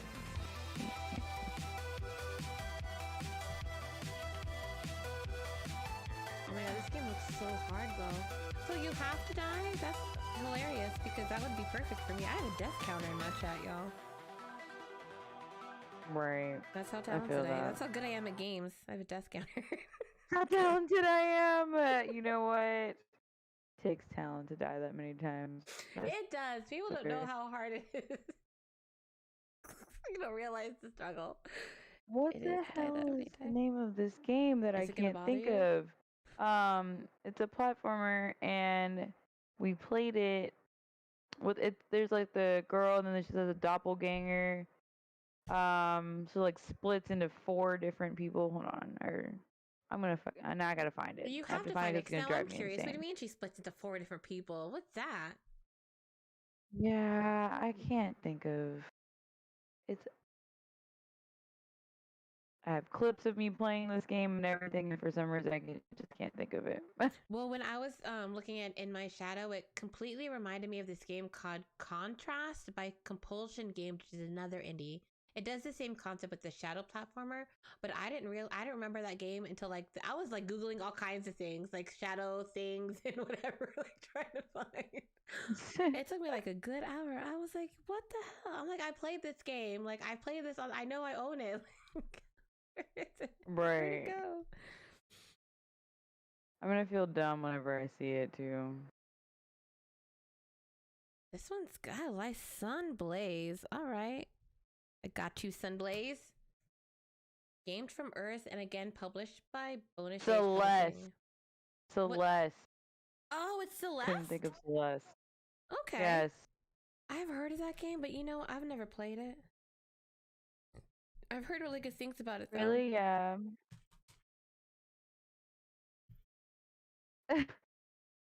Takes commitment. It does, yo. It's hard to die that many times, man. Y'all don't even It's on know it's a its dot. struggle. And but it's nice. I though, do 'cause I'm like this teaching you guys how Sunblaze one. not to. You know, this is how not to do this level. This is how not to. This is what you don't want to Right. do. No, I love this one. I want to play this one. All right. All right, your next one is called Obsidian Prince. Oh, I like that name. For sure. Hold on, let me pause the video real quick so I can send you the link. I have it on autoplay, that's my problem. Alright, that's to you. Here's to chat. Thank you. Alright, so fight through dungeons in a tactical turn. See, everything's tactical turn-based. Turn-based roguelite. Roguelike. Now, the differences between roguelike and roguelite is that roguelite is the one where it is just repetitive over and over, and it's like, you won't catch me playing those games. But the roguelike with the K, those are the ones where you do die repetitively, but the map does switch a little bit, so it's not going to be completely the same every time. But don't send me any roguelite, light. The rogue LITE, don't send me those games, y'all. Send them to Layla. Oh yeah. Layla, send them to me. All right, I got y'all. I won't do it. Got it. Send it to her. I can't. And send them. You can send me the scary games, I guess. We'll even it out. Just send her the roguelites, and then you can send me the spoopy games, and it'll balance. That's how we teamwork it. So recruit diverse heroes and steer them to their death. Oh, what? Steer them to their death? Explore and rebuild the overworld to boost your heroes and discover hidden quests and new dungeons to master. So this is like a dungeon crawler too, it looks like. Ooh, okay. I love dungeon. Yeah, indie RPG, strategy, early access, developed and published by Unleash the Giraffe. Sounds like a band. Unleash the Giraffe. Yes, man, either way, love it. I like it. That's love so the cool. name. All right, so I'm going to read this story and then I'll play the video. By cheating death, the Obsidian Prince has fragmented the fabric between dimensions. Unimaginable horrors are now pushing through from other planes, threatening to destroy the world of Emelon. These names y'all have come up with, like, I could never have been able to be like Emelon. I swear I'm gonna name it. Would have been like sauerkraut or like Sarcenegra or something. Can you send the Obsidian Prince back to the underworld and repair the damage he's inflicted on the idyllic fantasy world? You direct the chosen one, or should we say ones. Each hero that gives their life in this tactical roguelike makes the road slightly easier for the ones following in their footsteps. Okay. So it's like if your person dies and you get someone else, then you know what not to do. Right. Because the person died. So that's you get someone else each time? Wait. I think so. Because it says you direct each hero that gives their life in this tactical roguelite makes the road slightly easier for the ones following in their footsteps. So it says no playthrough will ever be the same. Each dungeon is procedurally generated from handcrafted rooms. You've got a cursed fortress. Make sure you've accounted for all the different moves and abilities of your foes or risk sending another hero to the grave. Oh, so you really got to pay attention to shit. Okay. Right. Right. And I'm like, oh no. Yes, right? I say oh no, but I feel like when I play games like I can this, tell your oh no means I'm you're a excited hoarder for this. and I try to make sure I have everything. Yeah. Release the rhino is gonna be your band-aid. Release the rhinos on stage now. Whoa! Followed by release the giraffe. Right. Release the giraffes. Okay, so all heroes come with a backstory which develops as you play and reflects the feats you accomplish with them. Oh! So you're kind of forming everyone's individualized stories. That's cool. Nice. So I guess you're not just like that. killing heroes and not making the same mistakes. Right. Or at least, delving into their life more and maybe creating their own little story. All right, I'm going to play the video. You ready? Yeah.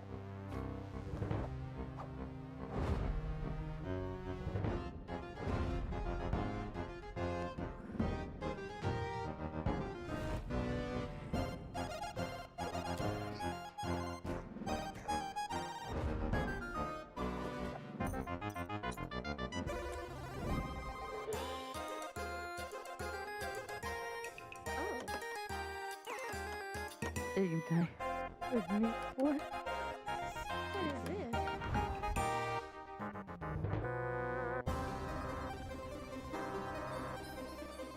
Okay. I did not expect that. Right?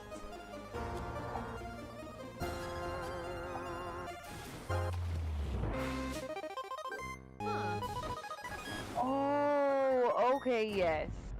Yep. I like This this. is neat. So does Yeah, the I was world not pop up like a expecting conveyor this. belt like that? That's crazy.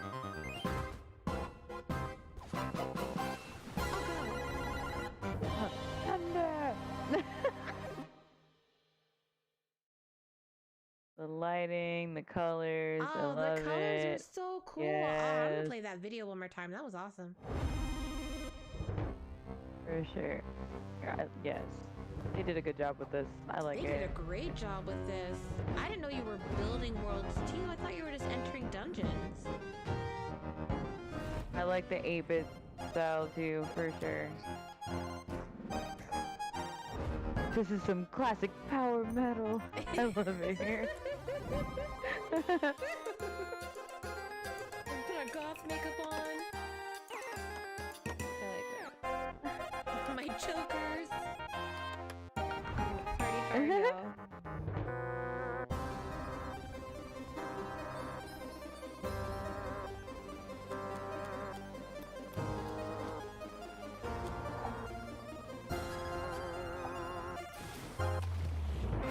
Yes, I Oh love my it. god, Twitter popped up.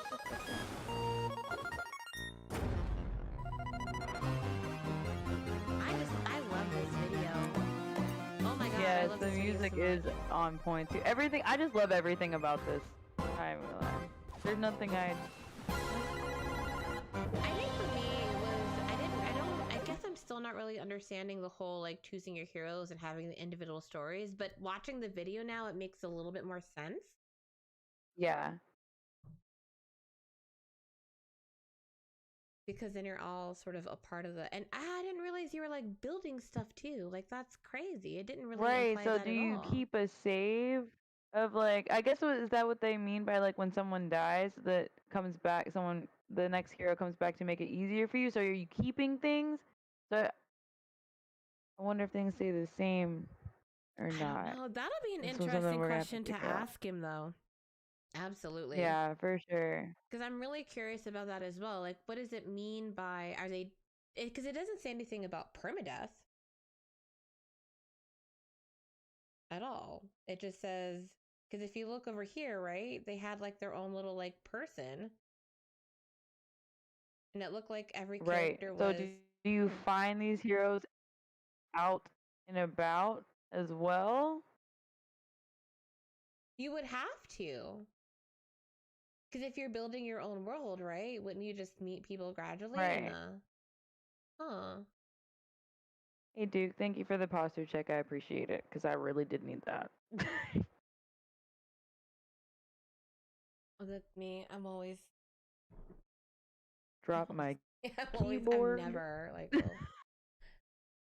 All right, okay. Oh, that felt weird. Yeah, that's what I'm really curious. It'll be interesting to ask him. I'll definitely reach out for sure and see if maybe we can interview and ask some questions because this game really is interesting because it's sort of like I said, I'm kind of getting it, but I'm still confused as to the whole like hero thing because like you said, do you meet them out in the world or do you like whatever with them and Right. because how are you able to build their own individual stories if they're dying? Oh, isn't that cool? Look, it says level 1 Ariana. That's pretty. Oh, I know, right? okay. It's like Kismet, yo.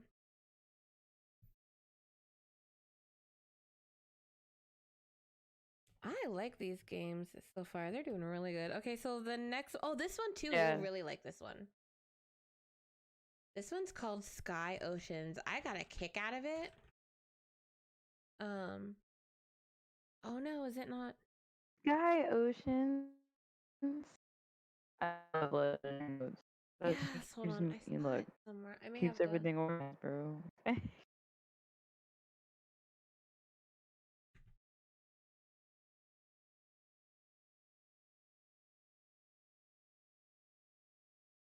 Oh, no. That wasn't the one. That wasn't the one. Aquamarine. Aquamarine is the one that I really wanted to show you. Okay. No, you're really gonna like this one. Hold on, I'm gonna pause it. I love that you say that. It makes me happy that you're like, Layla, I know you, and you're gonna love this. You are And then gonna it's love this always one. It is accurate. Like, I'm completely just like, different than any. yay. It's this. I bet you this is something that's going to be completely out of your norm too, which is going to be really cool. So I sent you the link if you want to peep it real quick, and then I'll pop it in the chat too. Ooh. Yeah, right. Okay, so this is a quiet survival adventure about perception and discovery in an alien ocean. Explore a planet reclaimed by nature, cultivate new life to survive, journey into unknown depths, find your way home. I love this because that's literally what I do on No Man's Sky. So I'm pretty sure the story for this will be a little better though. No Man's Sky. Because I always make my bases underwater. Well, this world is completely underwater. For our survival. I love this one. But what I discovered challenged my own will to survive. Hey, Letty, thank you for the raid, love. I appreciate you. My story began long ago like a ballad. on a planet lost to time. On a planet that changed me forever. On a planet I call Aquamarine.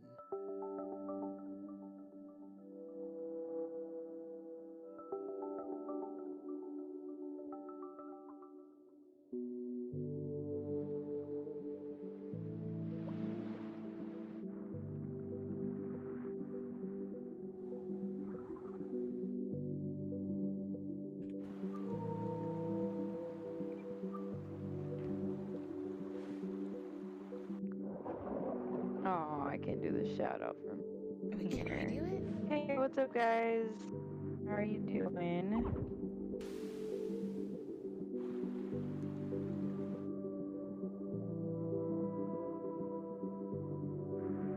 Did it work? Oh no, it didn't work. It keeps doing the restream for me. Right, I don't know why it won't pop up. What the heck? That's crazy. Hey guys, I'm Angelic Lela. This is Legend of the Star. We're doing our first episode of Indie Alter, where we're reviewing or going over some of the games that our indie developers have sent to Legend via. We have it on like Twitter, right? Yes, the crazy ass Twitter thread was insane. So we will be here every other Thursday reviewing and talking about some indie games that we have picked and gone over together or have been brought to us. So thank y'all for showing up and coming in for that.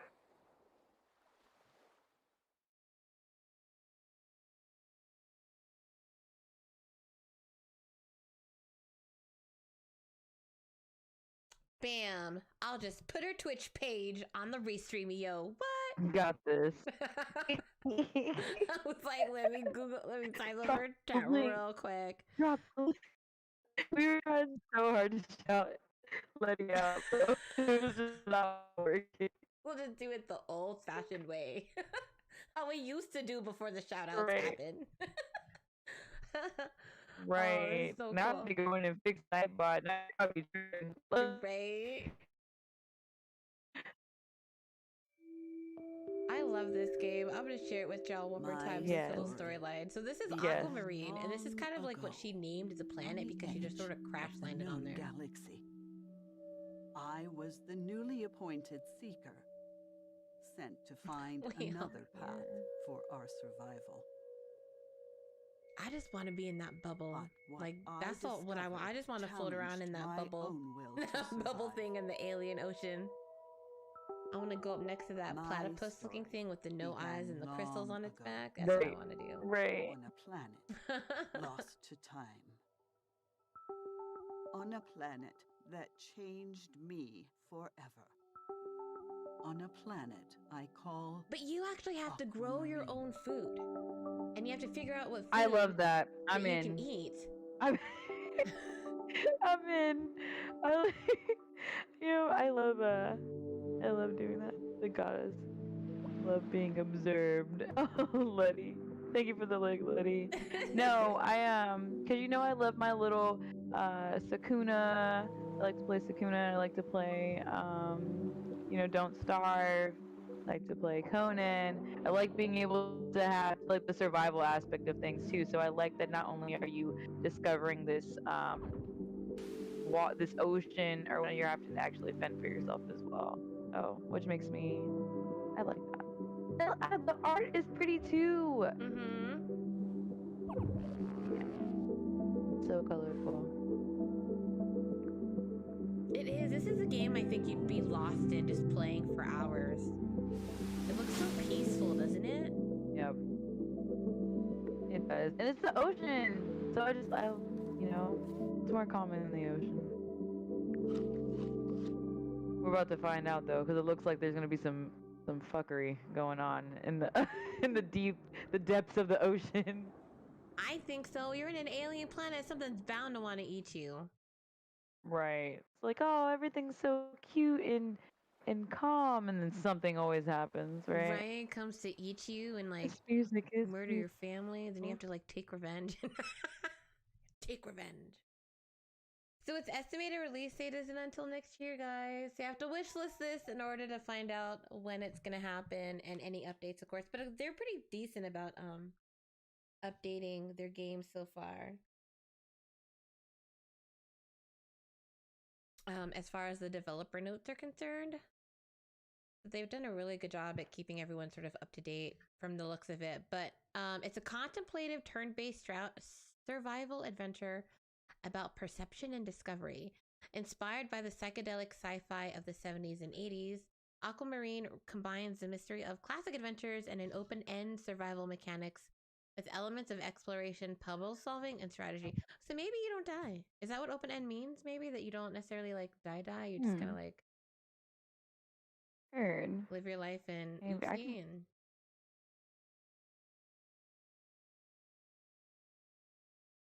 yeah, so there's a link to that, but this game looks so good. So you also study and explore three living ecosystems. So you unlock the secrets of an alien planet reclaimed by nature, learn how to adapt to the challenges of each area as you search for your way home, discover mysterious secrets, and solve environmental puzzles to aid in your progress through the alien ocean. Oh, that's cool.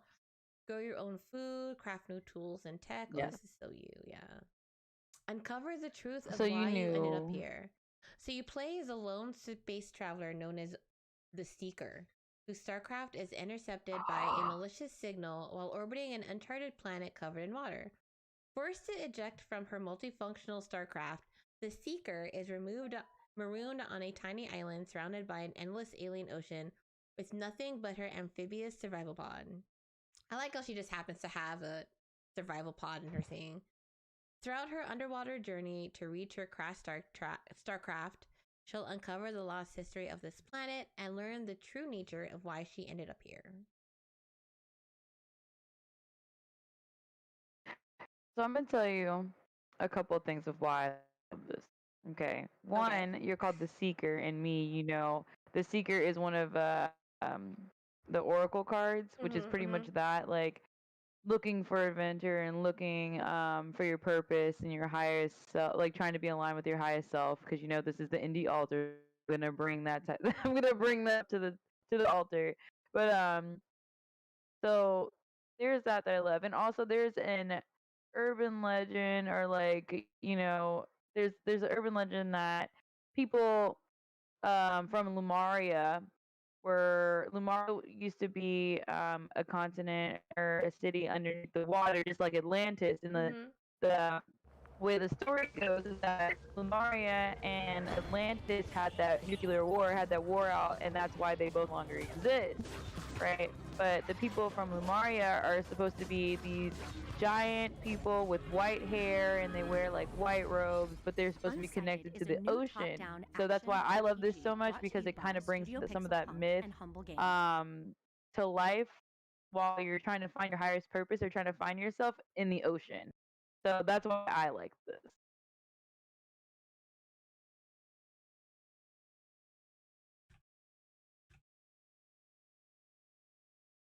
I like it. See, I told you you'd like it. Yes. All right, very cool. So we've got two suggestions for Yinwa in chat says that there's a game called Cartomancy Anthology. Is it on Steam? If it's on Steam, but let's take a look at I think Duke of Hype, right? You posted a link. I'll check that out. We'll add it. We'll look at it right now. Yes. Yeah, so basically what happened is that November 2nd, there is this group of people, about 4 of them, that are sort of well known in the indie space. Liam, who was in channel earlier, and of course, Indie Game Lover. I think you guys, if you're familiar with indies, you've probably seen there a lot on Twitter and stuff. But she and 2 other people are part of this picture game series where they annually, what they do is that they have this award show where different indie developers pitch their games.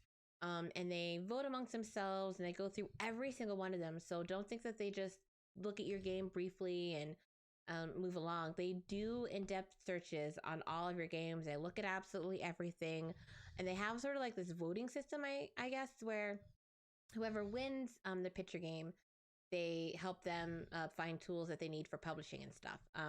And so I thought, well, since I generally stream indies on my Twitch channel, that's literally all that I do. I exclusively stream indie games and demos on Twitch. I thought that I would just help them participate because there's a big disconnect between content creation and the indie industry as a whole.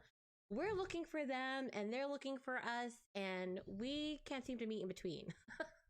And that's such it's so much harder in the indie space, I think, to make that connection. And in AAA scene, it seems pretty easy. Everyone kind of knows everyone, and we all sort of work in the same circles, but we don't necessarily know each other. And I think that's where the disconnect really happens. And so by helping the Pitch Your Game showcase, I ended up with like a huge ass like list of a ton of indie games. And you were talking about that in the chat, and I'm writing them down. I have a whole bunch that I still have to go through. I think there's like 138 I saw last time, and I think it's even still climbing. And here at the Indie Altar, which is going to be Layla and I's bi-weekly show where we focus strictly on indie titles, whether it's indie games, indie demos, or indie films and shows. And I thought that this would be a perfect opportunity for us to kind of go through the Steam pages and just kind of introduce ourselves in our show, and to go over these pitches, because I think it's really important that everyone sees them. I mean, I love indies, Layla loves indies. This is really something that we like to focus on specifically. And ta-da, like here we are. So this is our debut episode. Yes. And we'll be here not next Thursday, but the Thursday after. And we're going to not only showcase this, we're going to go through Steam games and indies and show them to you guys. I think I'm going to do a picture game thread about once a month. So if you guys want to participate in that, you're more than welcome to, of course. But we're also going to be playing demos either here on stream or offline and discussing them. So this is really just going to be a podcast, talk show, game show almost. Similar to Potions and Pixels, if you guys are familiar with that, but just something that's sort of more us, more our own kind of thing. But you guys will be, if y'all miss Derivative, if y'all miss Tony, if y'all miss Mike, if y'all miss Tempest, don't you worry. We are going to bring them back on the show occasionally, and we're totally going to have like a reunion special, and we're going to vibe for it. Can't wait. I know, I love it. Yeah, you guys are probably more familiar with Layla. I'm just sort of like, I do more of the indies and stuff, and Layla you do more like survival games and fighting games. Like Shinobi is pretty much her go-to when it comes to games. But she's finding that she's loving indies. I've been playing more indies lately. Yeah. I actually just was playing Nexomon. Nexomon is an indie game. It's like a knockoff of Pokemon, but it's actually really fun, and the storyline and the context is really good too. Like the dialogue is great. What Kate and I had a lot of fun playing, which I really want you to play with us because it'll be hilarious. But it's called Metronomicon, and it was published by Acapulco Games, and it's a rhythm game, but it's a 4-person co-op. And you can either it's a couch co-op or if it's online, but you have to you each have to take turns and follow the beat. One person's a tank, one person's a healer, and you have to it's just like a rhythm game. So you have to it was so much fun. It was fun, but it was so hard because you have to coordinate a lot with your team, because if it's only 2 people playing, someone's got to do the healing and someone's got to do the weapons and stuff. So it was funny. The music's really good, by the way. I'll share that with you in in the messenger, and I'll send that to you. Like, but this is the link that the Tuka Hype sent. So I'm gonna post that, and I'm gonna send it to you first, and then I definitely want to check out that one game that you were talking about. Oh, that's what you were talking about, Chiron. Because they had mentioned that game earlier, and I looked at it as Metronomicon, like a convention. Oh, because it sounds like it, right? So, wait, I know it. You were like, wait, hold on. It sounds like a con. No, like it sounds like I was like, did you go? And they were just like, what is she talking about? Like. Oh my gosh, it's so funny. It's called Metronomicon Slay the Dance Floor. It's hilarious. All right, so this is the game that you sent us, huh? It's called Unsighted. So you explore your way, awoken to a world ruined by war. Oh, Alma must traverse the vast city of Arcadia before the life force of her friends and herself withers away. Oh. Time is ticking and every moment matters. Moana. Who will you save and who will you leave to turn unsighted? Oh my, what is this? What did you send us? It's not like Moana. Oh my, okay, so it was released September 30th, 2021. It was developed and published by Studio Pixel Punk, Humble Games. Action adventure RPG indie, single player, remote play on phone, tablet, or TV. What? Remote play to girl. Don't you even get me with what is this? Okay. I love this. This looks amazing. All right, I'm about to show this. Okay, hold on. All right, I don't know why I'm muted, which is kind of weird. All right, ready? I'm gonna play the video. Mastery of which can boost a player's health who is searching for her lost partner. Sushi, I need you to go this way, Sushi. Here it is. Layla.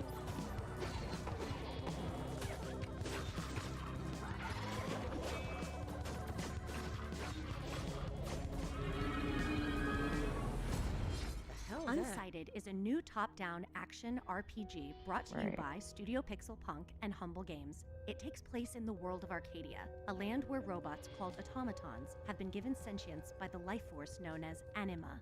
But the anima is running out, and when it does, the automatons become unsighted, mindless killing machines who will destroy anything or anyone in their path.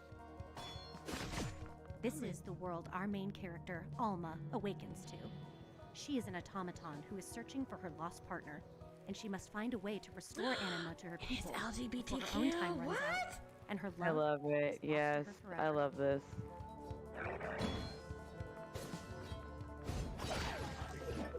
Oh wow! There's pets. Yeah, this is amazing. Alma is capable of a wide range of attacks and techniques. I and love can employ that this a deep is like everything of melee and ranged weapons. Friendly, Mastery of which POC. can boost a player's performance in combat. Perfectly timed reactions can It's a increase female reload lead. speeds, and This is players in amazing. combat can trigger a massive This is right up our damage alley parry for by sure. countering at just the right moment. Oh. Every choice and every moment counts in Unsighted. So building an arsenal that takes down enemies fast and that allows you to traverse the terrain quickly is key in achieving your goals. Throughout the game, you will have the option of using many different weapons. Some you discover, and some you craft yourself, using the sophisticated crafting tools. You'll find that certain weapons have elemental perks, and Unsighted allows players to equip weapons in any number of ways, from dual-wielding swords to shuriken and shotgun combinations. Oh, she said shuriken. In addition to the crafting tools, Unsighted also features an extensive character upgrade tree via its Chips power-up system. These chips can be crafted or discovered all around Arcadia, and each offers a different bonus effect, like increased stamina. Wow, okay, this is a whole lot more in depth than I thought it would be. Or even damage boosts. For real though. The combination of these chips are nearly limitless and allow Yeah, players no, to I experiment with different like character this. builds, I from the like. I fast want to and play this efficient tonight. all the way to powerful and stylish.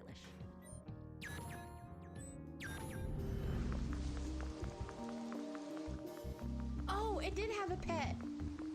What was Yes, it? It was and following, I'm right? sold. because pets The and world of companions. Arcadia is Really, massive the and best ripe for Metrovania of the exploration, year, with huh? maps both above and below the surface of the world, and shortcuts to and from almost every adjacent area. When one path seems There's too a demo of this. unsighted Yeah, offers the I inquisitive definitely want to player check this out alternative for ways sure. through, some of which I may love require finding everything new about uses this. for familiar weapons and tools, Oh, that's crazy. and She some of which ran from require the robot. specific elements in order to progress. Right. When all else fails, the local co-op mode allows for multi-pronged attacks This to is deal with difficult great, puzzles in dude. combat. This is a great recommendation for sure. If you don't do things in order, oh, that's intriguing. Alma's withering life There's force like a ticks method away to in it? real time and is the driving factor in the story of Unsighted. Just be careful. Tarry though, too 'cause long you in can one screw spot, yourself and if you may don't do find that things in important order. NPCs You have can already go become anywhere. unsighted. Oh no. Along your journey, you may have to decide whether to save or drain It other was released automatons of their September anima 30th. for your own survival. Oh, you The gotta immersive kill your gameplay friends for reacts your to own the player's survival. choices, meaning the story is quite literally in your hands, and Alma will I reap don't the like that at repercussions all. or rewards for each decision you make. The constant passage of time can result in vastly different endings, and allows for further playthroughs to stay fresh and exciting. There's a secret about that? Oh my gosh. From incredible landscapes, No, you're Not trying fine. to You're not spoil spoiling a yeah, lot at for all. sure. even a relaxing Don't moment need- with the furry Yeah, friend. yeah. I feel that. Oh, a bit. fuck, you can Offers pet the discerning dog. gamer hands-on control of the Okay. gameplay and story. That's the whole reason. Just so y'all know, that's the whole reason why I bought Alma Sakuna. and the automatons restore their anima, Because you can pick up the dog. or will you let them become unsighted? The choice is yours Oh, on sorry, September language. 30th. I apologize. I didn't say the whole word. Okay, I said part of it. It just made the sound. Oh, we're supposed to Okay. be checking our language. Cameron's yelling at me. I guess. I don't know. Bad, bro. I forget that we should probably be friends. Like, Wake up. When we're on this channel anyway, we have to be a little bit more professional. right. I forget, bro. Like, I like. don't be surprised if you go to my stream and ask if you're 18 and up. I need you. I cuss like a sailor. Oh, this second video looks so much better. Somebody think of the children. I did not say the whole word. Y'all are lying. We're both moms. Dude, that's Well, what's guess funny. what, y'all? Like, I know, right? If you didn't clip it, if you didn't clip it, it didn't happen. You didn't see anything. No! That Duke said got him. Don't you dare! Don't you dare! I will walk out of the stream, damn it! And then she walk cusses. out of Look. here. Where is that? Hold on, you were sharing? I gotta scroll up back. Where is that? Where is it? Save them before it's too late. I like this though. This is a great recommendation. I definitely want to play this tonight. I do like that. Rican said I need to cosplay as the main character, and I'm so down for that. You already have the shit for it anyway, if you think about it. Probably. I probably do. No, I don't have that. I would have to like get that made for sure. Look at all the neon lights I would have to put on that. And it's like borderline mecha. Like, Oh my god, you would like this game. I know this game. I know what you're talking about with this cartomancy game. Yes. Okay, wait. There's this. Hold on. Hold on. It doesn't have a. Wait, hold on. I gotta. Hold on. It doesn't have a case, right? Or key page. I'm not resolving. I've got so much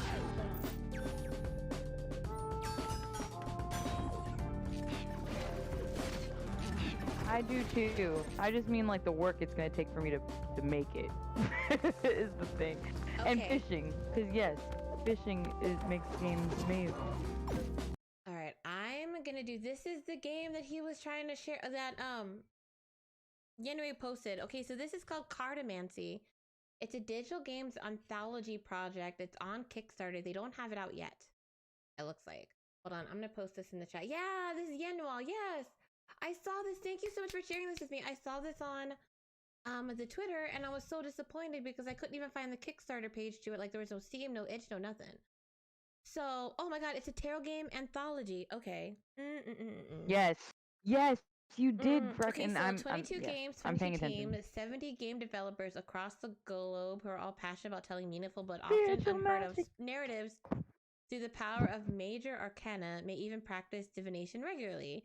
The Cartomancy Anthology is a collective introspective and compact digital experiences presented together in an anthology inspired by the major arcana of the tarot. Draw from the deck and participate in interactive reflection through various types of gameplay. Each team, oh my god, each team offers a unique perspective on the meaning of their card, guaranteeing a brand new experience with every pull. Oh my god, it even tells you how to play it. Oh my god, okay. Pre-alpha footage is not final. Okay, so the Cartomancy Anthology is a virtual deck of 22 games that replicate the action experiences of tarot readings by shuffling and drawing cards. Once pulled, you'll be able to see all of the game details, including a brief summary, oh my gosh, and content warnings, if any.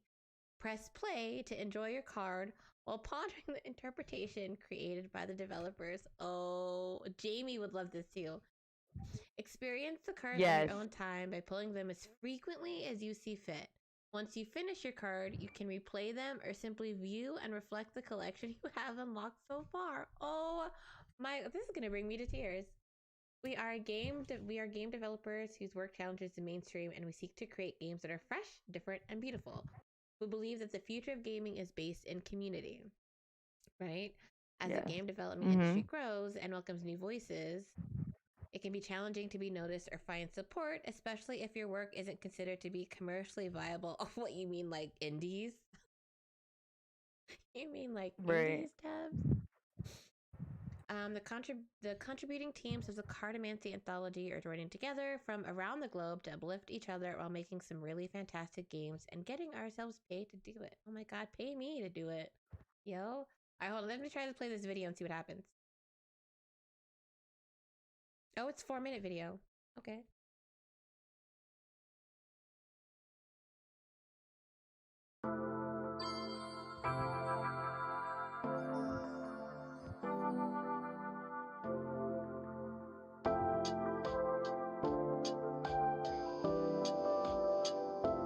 The High Priestess.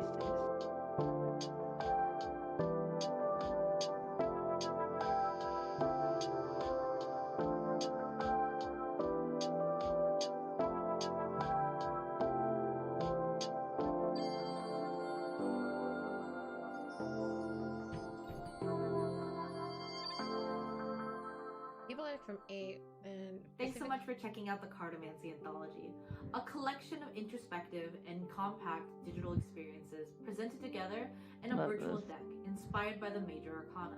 This project introduces players to the world of divination, the practice of seeking insight and guidance through ritual and divination tools like the tarot deck. Each card is a standalone game developed by a team of developers, offering a unique perspective on the meaning of their card and guaranteeing a brand new and exciting experience. I remember now. I saw this on the LinkedIn.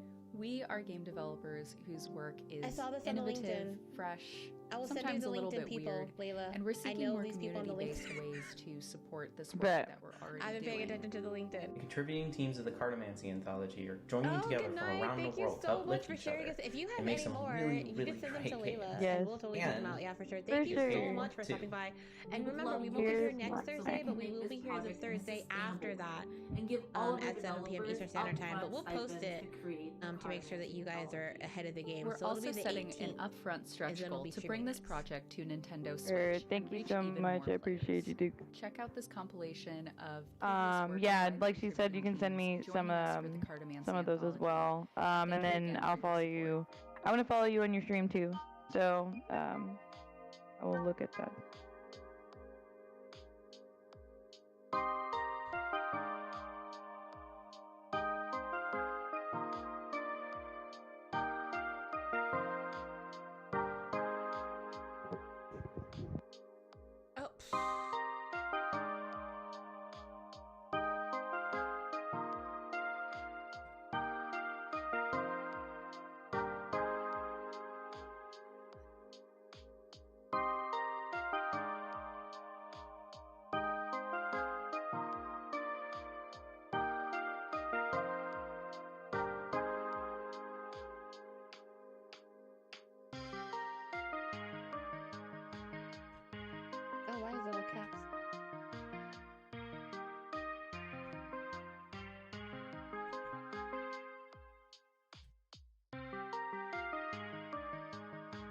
I need to update my photo.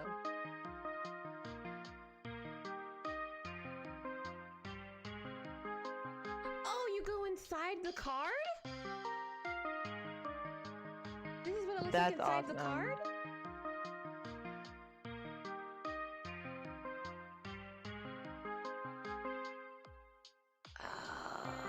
What? So this is... Oh! This puts it in a whole new perspective. Yes, for sure. That's fucking awesome, bro.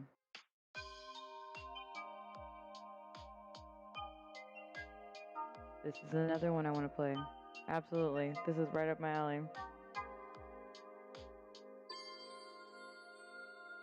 I keep forgetting I can't be cussing and stuff. Should never... What? I didn't hear a thing. I don't know what you're talking about. Oh, it's at 57% of its goal. Oh my gosh, y'all need to hurry on the Kickstarter. Wait, I'm gonna post it again on the restream. Get to it. Donate, y'all. Right. Donate to this game. We need to get it happening right now. There it is. Anthology project. Pow. Each team makes their own game around the card, and a full game is a full collection of 20. Oh, no way. Oh. I love this. I love this. I love this. I'm excited for that. Yep. I love it. I need this in life. Sure. I love it. Oh my god, That's now awesome. I'm on my phone looking at the LinkedIn because I'm telling you, I know these people. Hold on. I'm telling you, I saw this on the LinkedIn, I think. I need it. Like, I definitely need this. And, dang, yeah. All right, I'm gonna have to go through it on my own time and send it to you, but I'm telling you, there's these people that I think, yes. Dude, this is crazy. But they're like a bunch of women. They're female oriented, of course, but it's like girl code something, shit. Code Coven, something like that. Right. Code Coven? Okay, so if anybody who knows, I put my link tree on there. This is, where's all my stuff? Give me your link tree so I can do it all on the this restream. right here. All of my cards, my pendulum. Like, I need this. Wait, well, put your LinkedIn in the chat so I can put it on the restream and it'll go on the Facebook too, girl, and the YouTubes. You know what? I posted it in the chat. Where? My LinkedIn. I can't see it. There's a lot of stuff going on in the chat. There it is. I'm also an ambassador, or I'm an affiliate for the House of Intuition, and we sell like stuff like incense and candles and all that good stuff. So all of that good stuff is on my link tree. Don't you? I will take you out, Carrie. Don't you hashtag girl game nothing. Oh my gosh. So I didn't tell you this. Okay. So during the whole picture game thing on the 2nd, they had one of those Twitter spaces that you could like participate in. And so anything indie, I'm like in there as a listener. Well, this one guy, this guy who was, oh my God, he was rubbing me the wrong way. It was like Echo something, EKO. I'm about to find that name and I'm going to blast it. But he was like, well, I was an influencer. And he had that voice too. Well, I was an influencer for 8 years. And now that I've moved to the dev side of things, the important thing is to market, right? You want to make sure that you reach those content creators. And, content creators, I don't even know why they call themselves that. The name's so degrading, he said. And then he was like, you want to make sure that you try to reach out to those streamers, because they're the ones you got to look at your audience.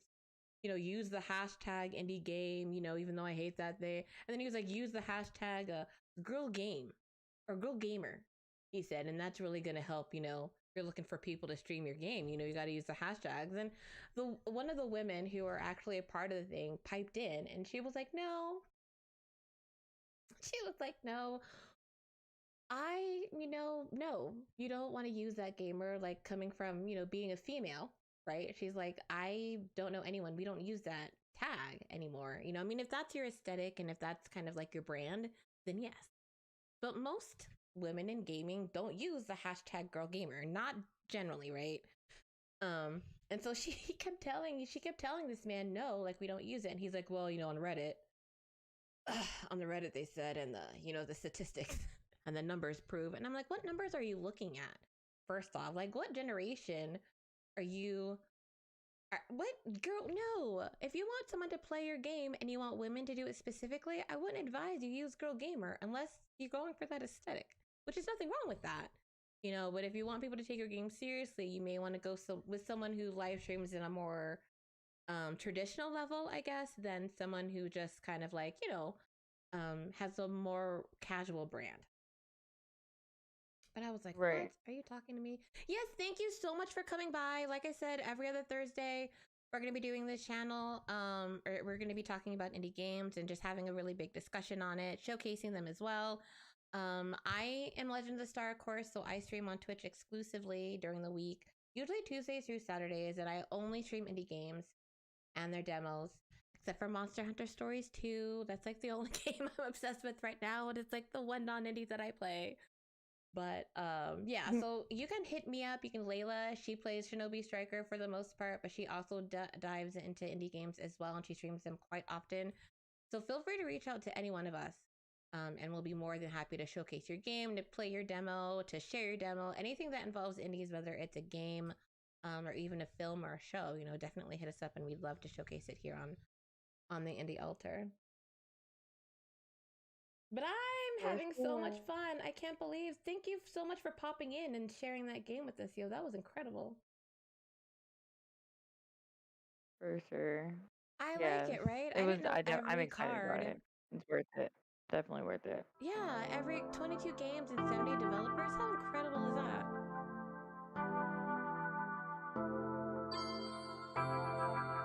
Right. I'm gonna copy your link and I'm gonna repost it because I'm on the restream chat. Oh, oops, I did the whole thing. That's cool though. Your link tree's apart. It works. Hey.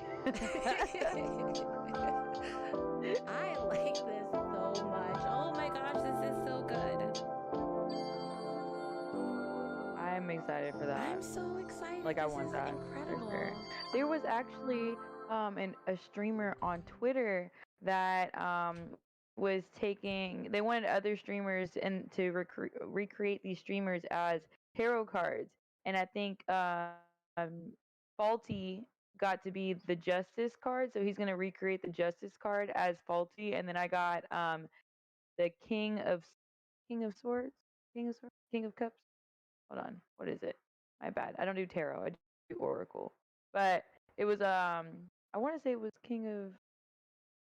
Yes, that one. Hold King of Swords Where the hell sounds is my better phone? than the King of My Cups. brain is literally not working someone today. else.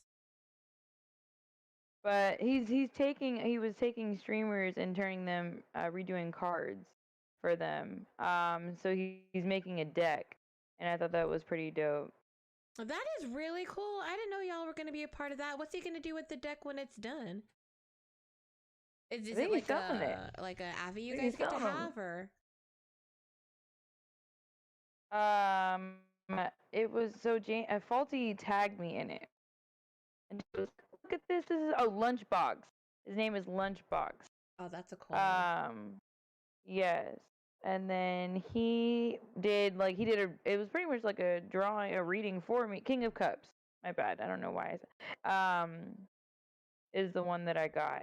But he did like a drawing and everything because I was like, I don't know which one I want to be because all the ones that I wanted were taken.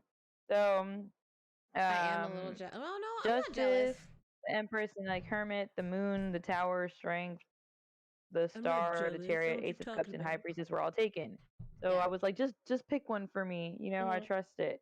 So he did a reading on me to see which card. Like he just did a drawing to see which card suited me best, and it was the King of Cups. And then he like explained to me what the King of Cups meant and all that stuff because I don't do tarot, I do Oracle. And it was so fitting, and it was like it resonated with me, and I was like, damn, this is awesome. And he was like, yep, they'll be complete. But he'll be working on. He's gonna be streaming while he works on them. So and yeah, his name is Lunchbox. That's so cool. He should tag you when he's drawing it. That'd be cool if you were like in stream as he was doing it. That'd be awesome. Oh, for sure. And I'd be there because I love stuff like that. Like I want to support anybody who's supporting me for sure. Like using me for content or whatever. Like, I want to know what's going on. Absolutely, absolutely. And something like that is totally like in your, oh, that's cool. Oh, Lunchbox, I like his little name. And that definitely is like right up yours in Faulty's alley. So that works perfect for you guys. For sure.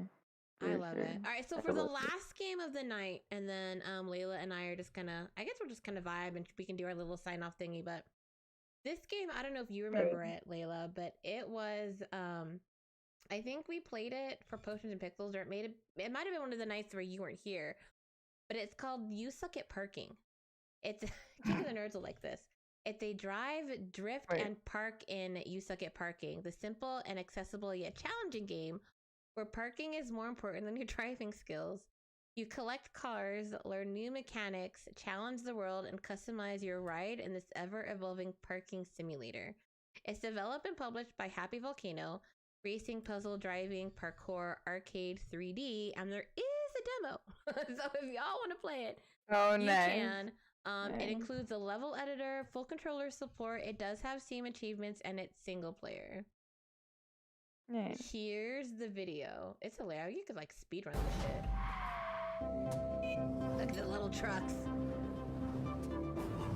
Right.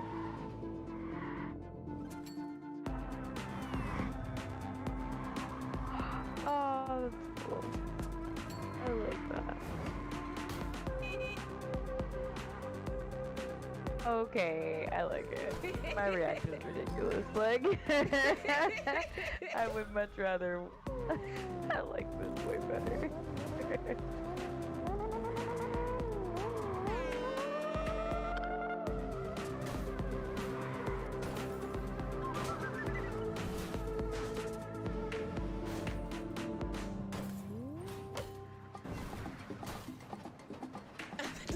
The demo now.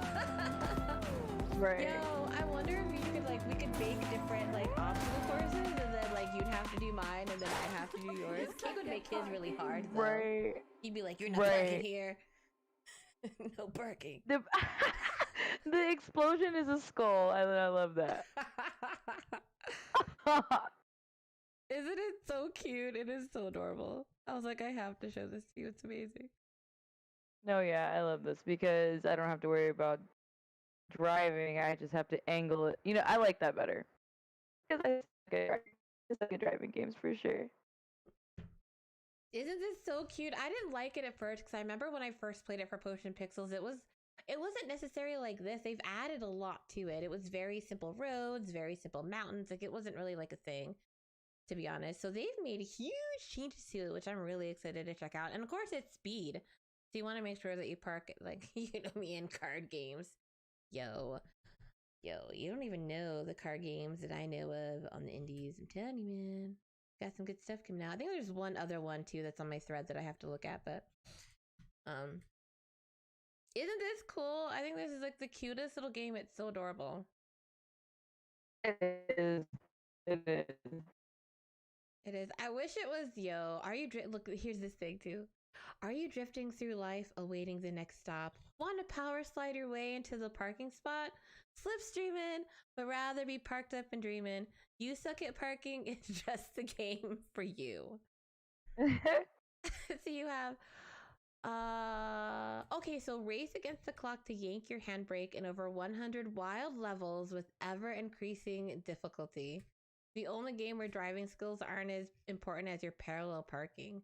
Going furiously fast to the designated parking spot will not only ensure you remain extremely cool, calm, and collected, but unlock parking keys to unlock new cars, parking tokens, which unlock cool new customization options to pimp your ride. I like that. Pimp your ride. Want to show the world your not to 60 skills? Want to improve your really worth? Want to prove you're really worth that #1 spot? Climb to the global leaderboards and prove to your friends that you truly do have the power to stop. Maybe not the world, but a car at least. This About Me is adorable. This is adorable. Ever wanted to be a blacktop royalty and create your own devious road signs that would frustrate even Sunday drivers? Dream no more, as You Suck at Parking comes complete with a fully fledged level designer, Use hairpins, U-turns, bombs, hyperspeed, and gravity to create the ultimate challenge.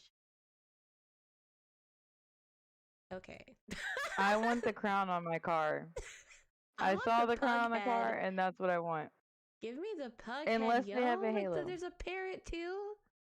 I Do want they the have a explosion halo? that's a skull. I want a halo. I want the egg. You can be like Gudetama. Oh my god, there's a toaster oven too? Yo. Not a toaster. See, look at the crown. It's pretty. Of course I want a crown. Of course I do. Duh. Who doesn't? I don't know. Who I kind of want the doesn't? egg though. I kind of want the egg. I'm not gonna lie. I kind of want to be Gudetama in a car. That's gonna be my ultimate goal. I love these. These games are so cool, and there's so much more for me to go through because the thread just keeps on. Well, I think it stopped actually. It kind of slowed down a little bit yesterday, which is kind of cool. But and there are a few more that I do have to go through. I think I've only made it to like. I wrote down the numbers, and then of course, like I said, I'll put them in a doc for you too, so we'll have all the demos and stuff in one place. I made it to 54. Yeah, so we've checked out close to 54 games on the list. Isn't that neat? Well, obviously not now in this stream, but we have so many more games that we can show and share off. But these demos definitely we'll be playing these and probably show. I'll have to change our episode lineup, but we'll be playing these demos, I think, from Pitch Your Game instead of the ones that I already have kind of listed. Although I have to say, I really want to play Get in the Car Loser. It's on itch.io. Have you guys seen it? I have to like, okay, I gotta show you guys this game. And I want to see. It's cool. I gotta show you guys this. So I found this game because, you know, Layla and I are trying to curate episodes for the show. You know, us, we're all IRL real life here. So I was scrolling through, and this one is really cool because it's very LGBTQ plus. Was it QI? I don't, whatever. It's diverse.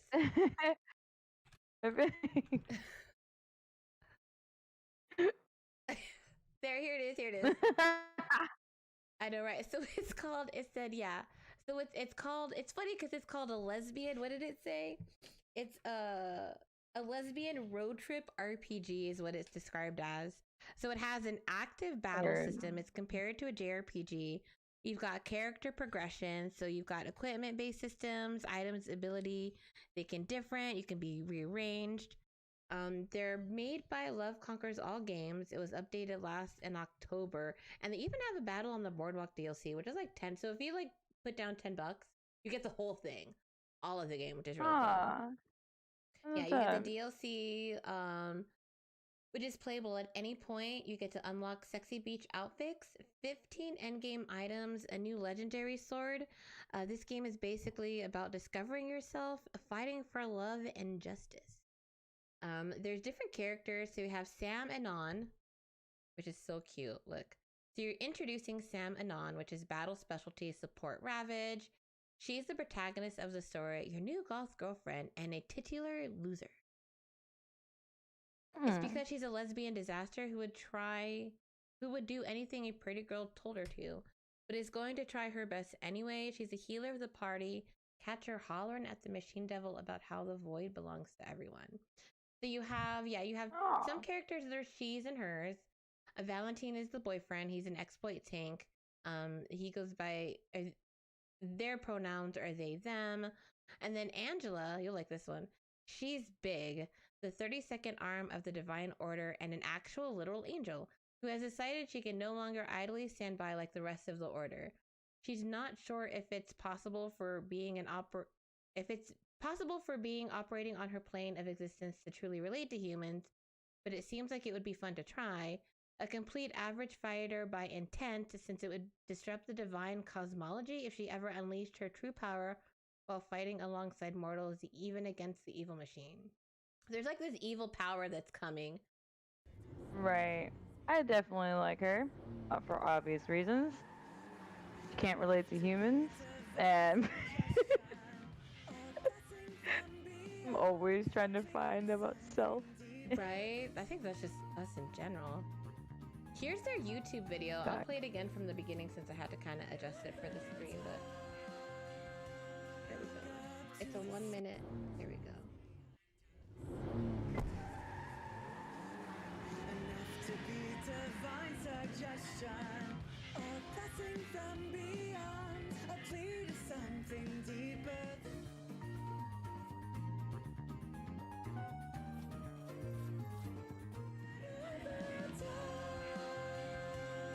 They are fighting that thing. Like. Oh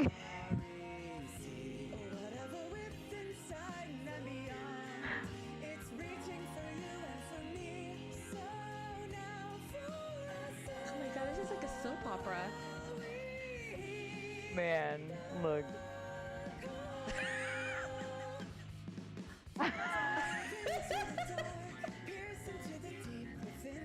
It's different. Look, I don't know why. I didn't think that they were actually going to be fighting. Like, what's the character's name? Them Valentine. Valentine. Two-Piece the monster though. So I'm Two-Piece.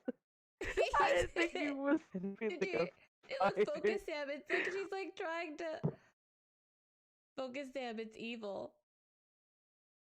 Man, look, I'm interested. I just want to play it. I just want to figure out what's going on for sure. Like.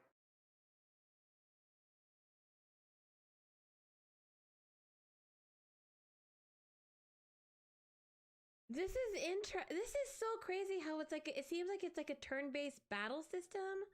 Right. But it's also like some type of narrative story where apparently like the Sam person, I just want to know why she's a lesbian disaster. I'm not gonna lie. The healer, and they even have their own roles and stuff, so I like that too. Like, this one's, well, listen to this. It says, now hateful machine devil cultist edgelords are spreading terror in order to summon him again. And the divine order that rules over our world claims that fighting them before it's too late would be just as bad as them. That's, I'm gonna say a bad word, y'all. That got me embarrassed to cuss. That's bullshit. And that's why 3 young attendees of the local Academy of Order and one renegade angel from the Divine Order are heading off on a road trip to take the fight to the Machine Devil and his cultists. Will you succeed in your mission to save the world for another 1,000 years and hit every diner along the road on the way? Or will you just be a useless gay disaster? Okay.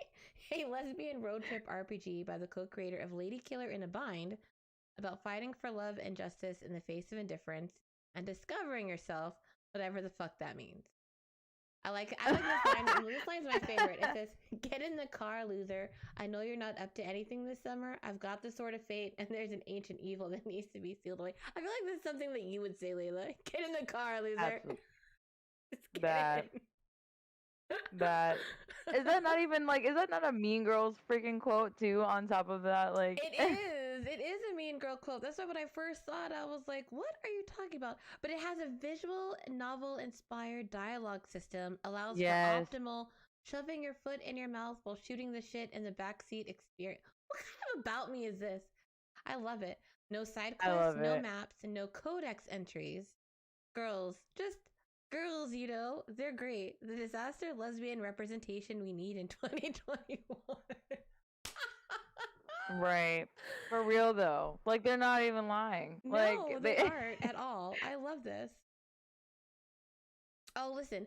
Okay, so content note. They have a disclaimer at the end of it. It says, Get in the Car, Loser is first and foremost a fun adventure story about self-discovery and triumphing over evil in the face of cosmic indifference. But it's also about fighting a reactionary death cult that's sexist, homophobic, racist, transphobic, including domestic abusers and murderers. Sam will have to face evil on her journey, but she will also have to confront her own internal gender anxieties and self-image doubt. There's nothing wrong with stepping back from a fight until you're emotionally prepared for it. Mic drop. What? Isn't that neat? That's interesting. Yeah, no, I like it. For sure. I like the art too. You know I do. You know, I like the colors. I love love the Like, you I like love when things colors. look. Anything game, remember that, devs. Anything that's got a bright color. That's I mean, already. girl. I love the bright colors too because it doesn't. Mm, It makes the to game me, more I don't know, more interesting. I think. I think if you're looking at dark colors, you're gonna think it's a horror game. If you're gonna think it's about some abusive alcoholic mother trying to chase you down the hallway, you gotta get your sister out of there, yo. Or she like beats you or something. that game I already forgot, and now it's back. Just the images. She's like, oh hell no, she's crawling in the corner, and I'm like, nah, bro, I don't want none of that. Oh my god! And then she comes spider crawling at you down the hallway. Right, and I was like, nah, I'm out. I'm out. Like, I don't want nothing to do with that. Oh, I can just hear, Mom, Mom, what are Right. you doing? Mm-mm.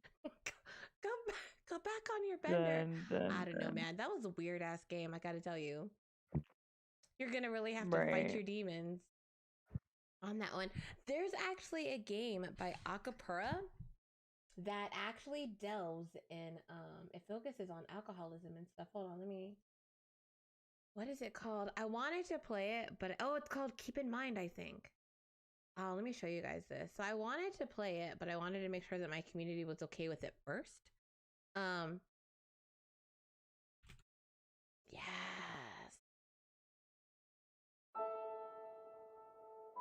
I'm gonna mute real quick the video before so I can read it. So Keep in Mind follows Jonas, a man haunted by alcoholism, depression, and grief. One night he awakens to a shadowy mirror world where beasts lurks and stars don't shine. Lost and scared, Jonas must face the twisted beasts if he ever wishes to return home and learn the truth about his darkness. Now this has mixed reviews. I think maybe the premise of it might be a little too hard for people to sort of deep dive into it, especially because anyone who deals with depression or alcoholism, especially, it's going to be a trigger, you know? So this is a game that really sort of made me a little curious because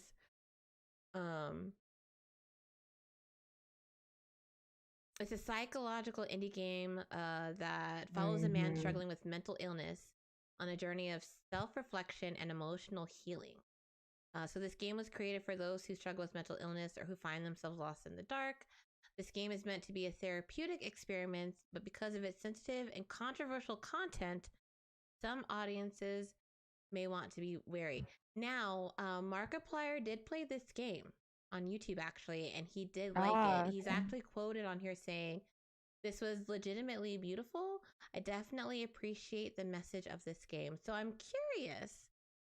And I have this game so we can family share and you can play it too, but I'm really curious as to why it has mixed reviews. Like, I wonder, it must be a trigger in it somewhere, right? That people are like, I don't know if I want to play this and you game. know that sometimes people don't understand like the whole mental health aspect of things, and then they're just like not open to it, or you know how that can be sometimes. So I can see why there's like mixed reviews. Yeah, I just thought it was really interesting because out of like the 216 that were positive, only 30 of them were wixed.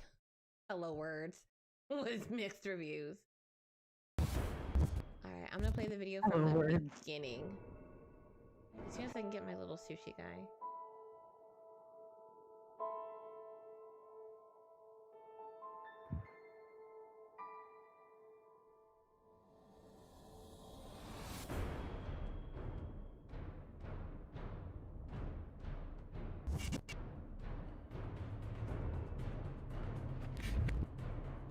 Oh, that thing was like, can it really be our Jonas? That's crazy. Right. Oh, that looks scary. Right, for sure.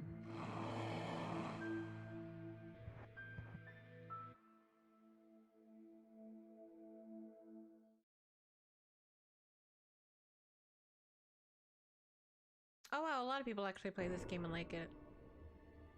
Oh, it's even on Google Play and on iTunes, so this is meant to be more of a mobile game, I guess.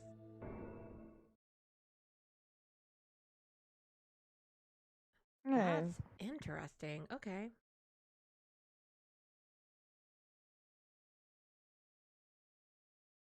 Yeah, so that's I was like, oh, mixed reviews. What is this?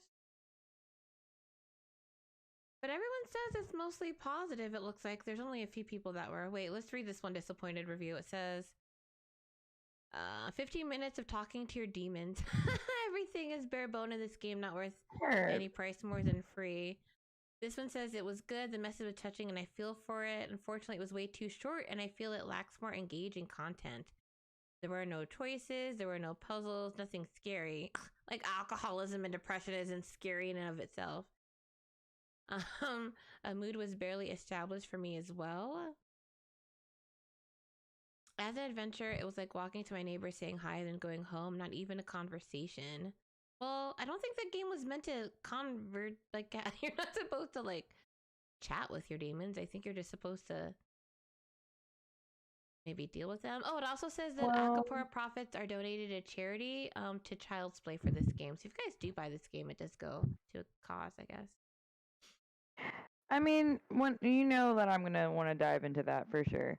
But there is an aspect of where you know you want to talk to your demons because your demons are technically like your demons are like your shadow self or the part of you that you view as flawed or things that you want to get rid of or things that qualities that make you feel like you're chaotic or out of control or whatever the case may be, but that's not something that you want to shun from yourself. You want to work together and heal that part of yourself, and you like know when to use those qualities of yourself or to better understand who you are. So say you're somebody who constantly is like enraged and don't know how to control your temper. So your shadow self is like looking in the mirror, kind of like Link, you know, like how Link has a shadow. You're like looking at yourself and healing those qualities of you so that you can better understand your anger, where it comes from, how to control it. It's not like you're never going to get angry again,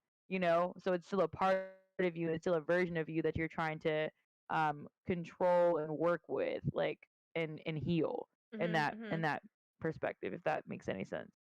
That does make sense. I guess that when you put it that way, it does. It's understandable. Sort of like the concept of it, because I think that's what people were expecting. Maybe was, you know, if you're dealing with depression, because a lot of these visual novels that deal with depression, especially, you do talk it out. You know, it does sort of have a storyline in the sense where you make your choices. You kind of, you know, have sort of like this self-realization, and then you either go from it or you don't. So I think in this game with this concept, it's more of along the lines of, you know, here are your demons that you've had like forever. And I guess the way that he copes with it and the way that he does it is I guess through his alcoholism. So maybe in this game it's not so much talking to your demons, but it's more like dealing with like the adverse effects they have on your system when you're, you know, when you're going through an addiction, maybe. That's true too, for sure. Right. Maybe it has that, because a lot of games don't talk about addiction. You know, we focus a lot on the mental health, but you know, a lot of people self-medicate too, you know, when they're undergoing mental troubles and stuff, you know, whether it's anything, you know, marijuana or, you know, hard drugs, you know what I'm saying? Like people tend to self-medicate. And so it's nice and not nice, but I think there should be more games that maybe go into that subject more. Because there's always sort of like an underlying issue when it comes to these things and how everyone copes in different ways. So maybe this is sort of more on the addiction side of things, possibly, and not everything else. Hey, baby. For sure.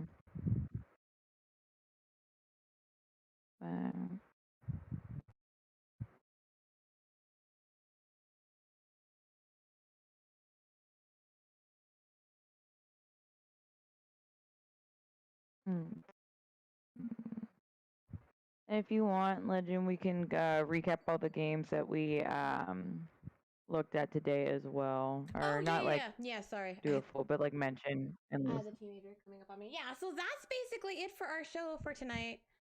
I hope you guys like it. It's basically what we do here, Layla and I. We like to chat about indie games and showcase some of the guys. And thank you so much for your suggestions. I loved y'all popping in chat and like sharing all of your things with us. I liked it. That was cool.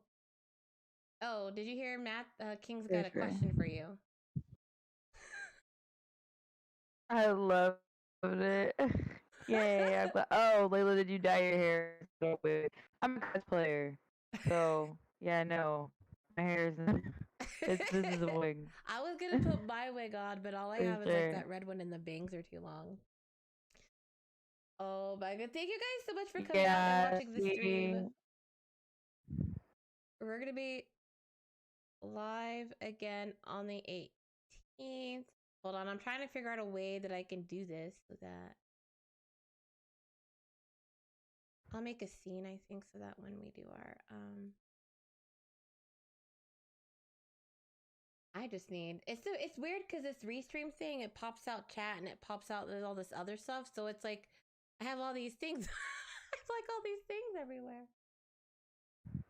All right, I'm gonna close that. It's probably gonna shut me off. Oh no, it's not gonna shut me off over here. All right, cool.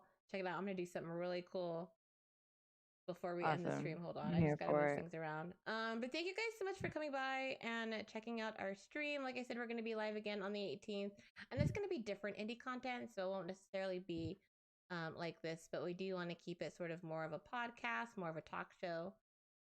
I feel, speaking of podcasts, I totally forgot to voice record this, but that's cool. I'll do it next time. I still have the audio from the stream, so it'll be okay. I can download it and record it that way. So Lela, how about you talk about yourself and post your links in the chat? Okay, bet. My name is Angelic Lela. Thank you all for hanging out with us today. I am the goddess of Duality for the Athena Alliance and an ambassador for the Gamers. I stream on Twitch. I have my own Linktree socials, which I can't post in there right now because I accidentally signed out. But wait, no, I should be able to. I'll pull it up from the chat. I got you, girl. Oh, thank you. I appreciate it. But yeah, I usually play Shinobi Striker on my channel, but there'll be all types of indies as well since we're doing this again. It will be called Winging It, so where we'll play indie games based off what we're going to review every other Thursday, and all that good stuff as well. So that's about it. That's me. Linktree has all of my affiliate programs and my Discord and all that good stuff as well. So feel free to follow. I usually stream on Tuesdays and Thursdays as well. Hello, Boo Boo.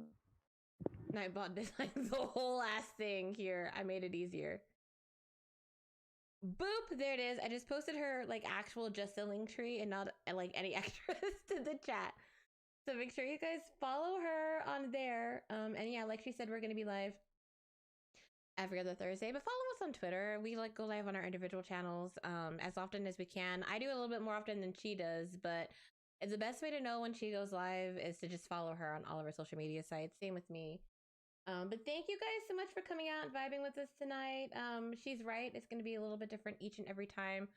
This was sort of like an impromptu decision that I had made because of the indie dev pitch your link or pitch your game thing that I had done just to kind of help out with the award show, and it just kind of turned into this. But I really think that this is something that I'll probably do more often for us, and we'll be a little bit more set up and things too, so won't be. But you know me, I'm pretty casual, so I don't mind if I have to do things while we're live and fix stuff or whatever. But I'm really excited to showcase with you guys. Layla and I have been dying to do a show like this for a long time since, you know, Mike's been so busy with his sort of offline adventures. If you guys follow him on Facebook, he's been doing amazing things for the Charlotte area and just for the community that we have diversely as a whole. So he let us take it over and we've kind of changed it into our little thing. So I'm really excited for the content that we have for you guys.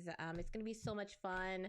And I'm looking forward to all the cool interviews that we'll have and all the games that we're going to be showing off. And like she said, we're going to be doing a lot of games that we'll be playing as well.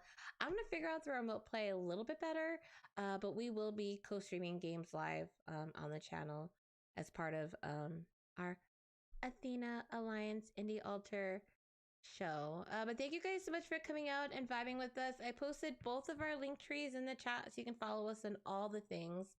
And I hope you guys have a fantastic evening, my friends. And let me find out where my OBS is. Oh, there you are. And I'll see you guys on the 18th. Peace. Bye guys. Thank you.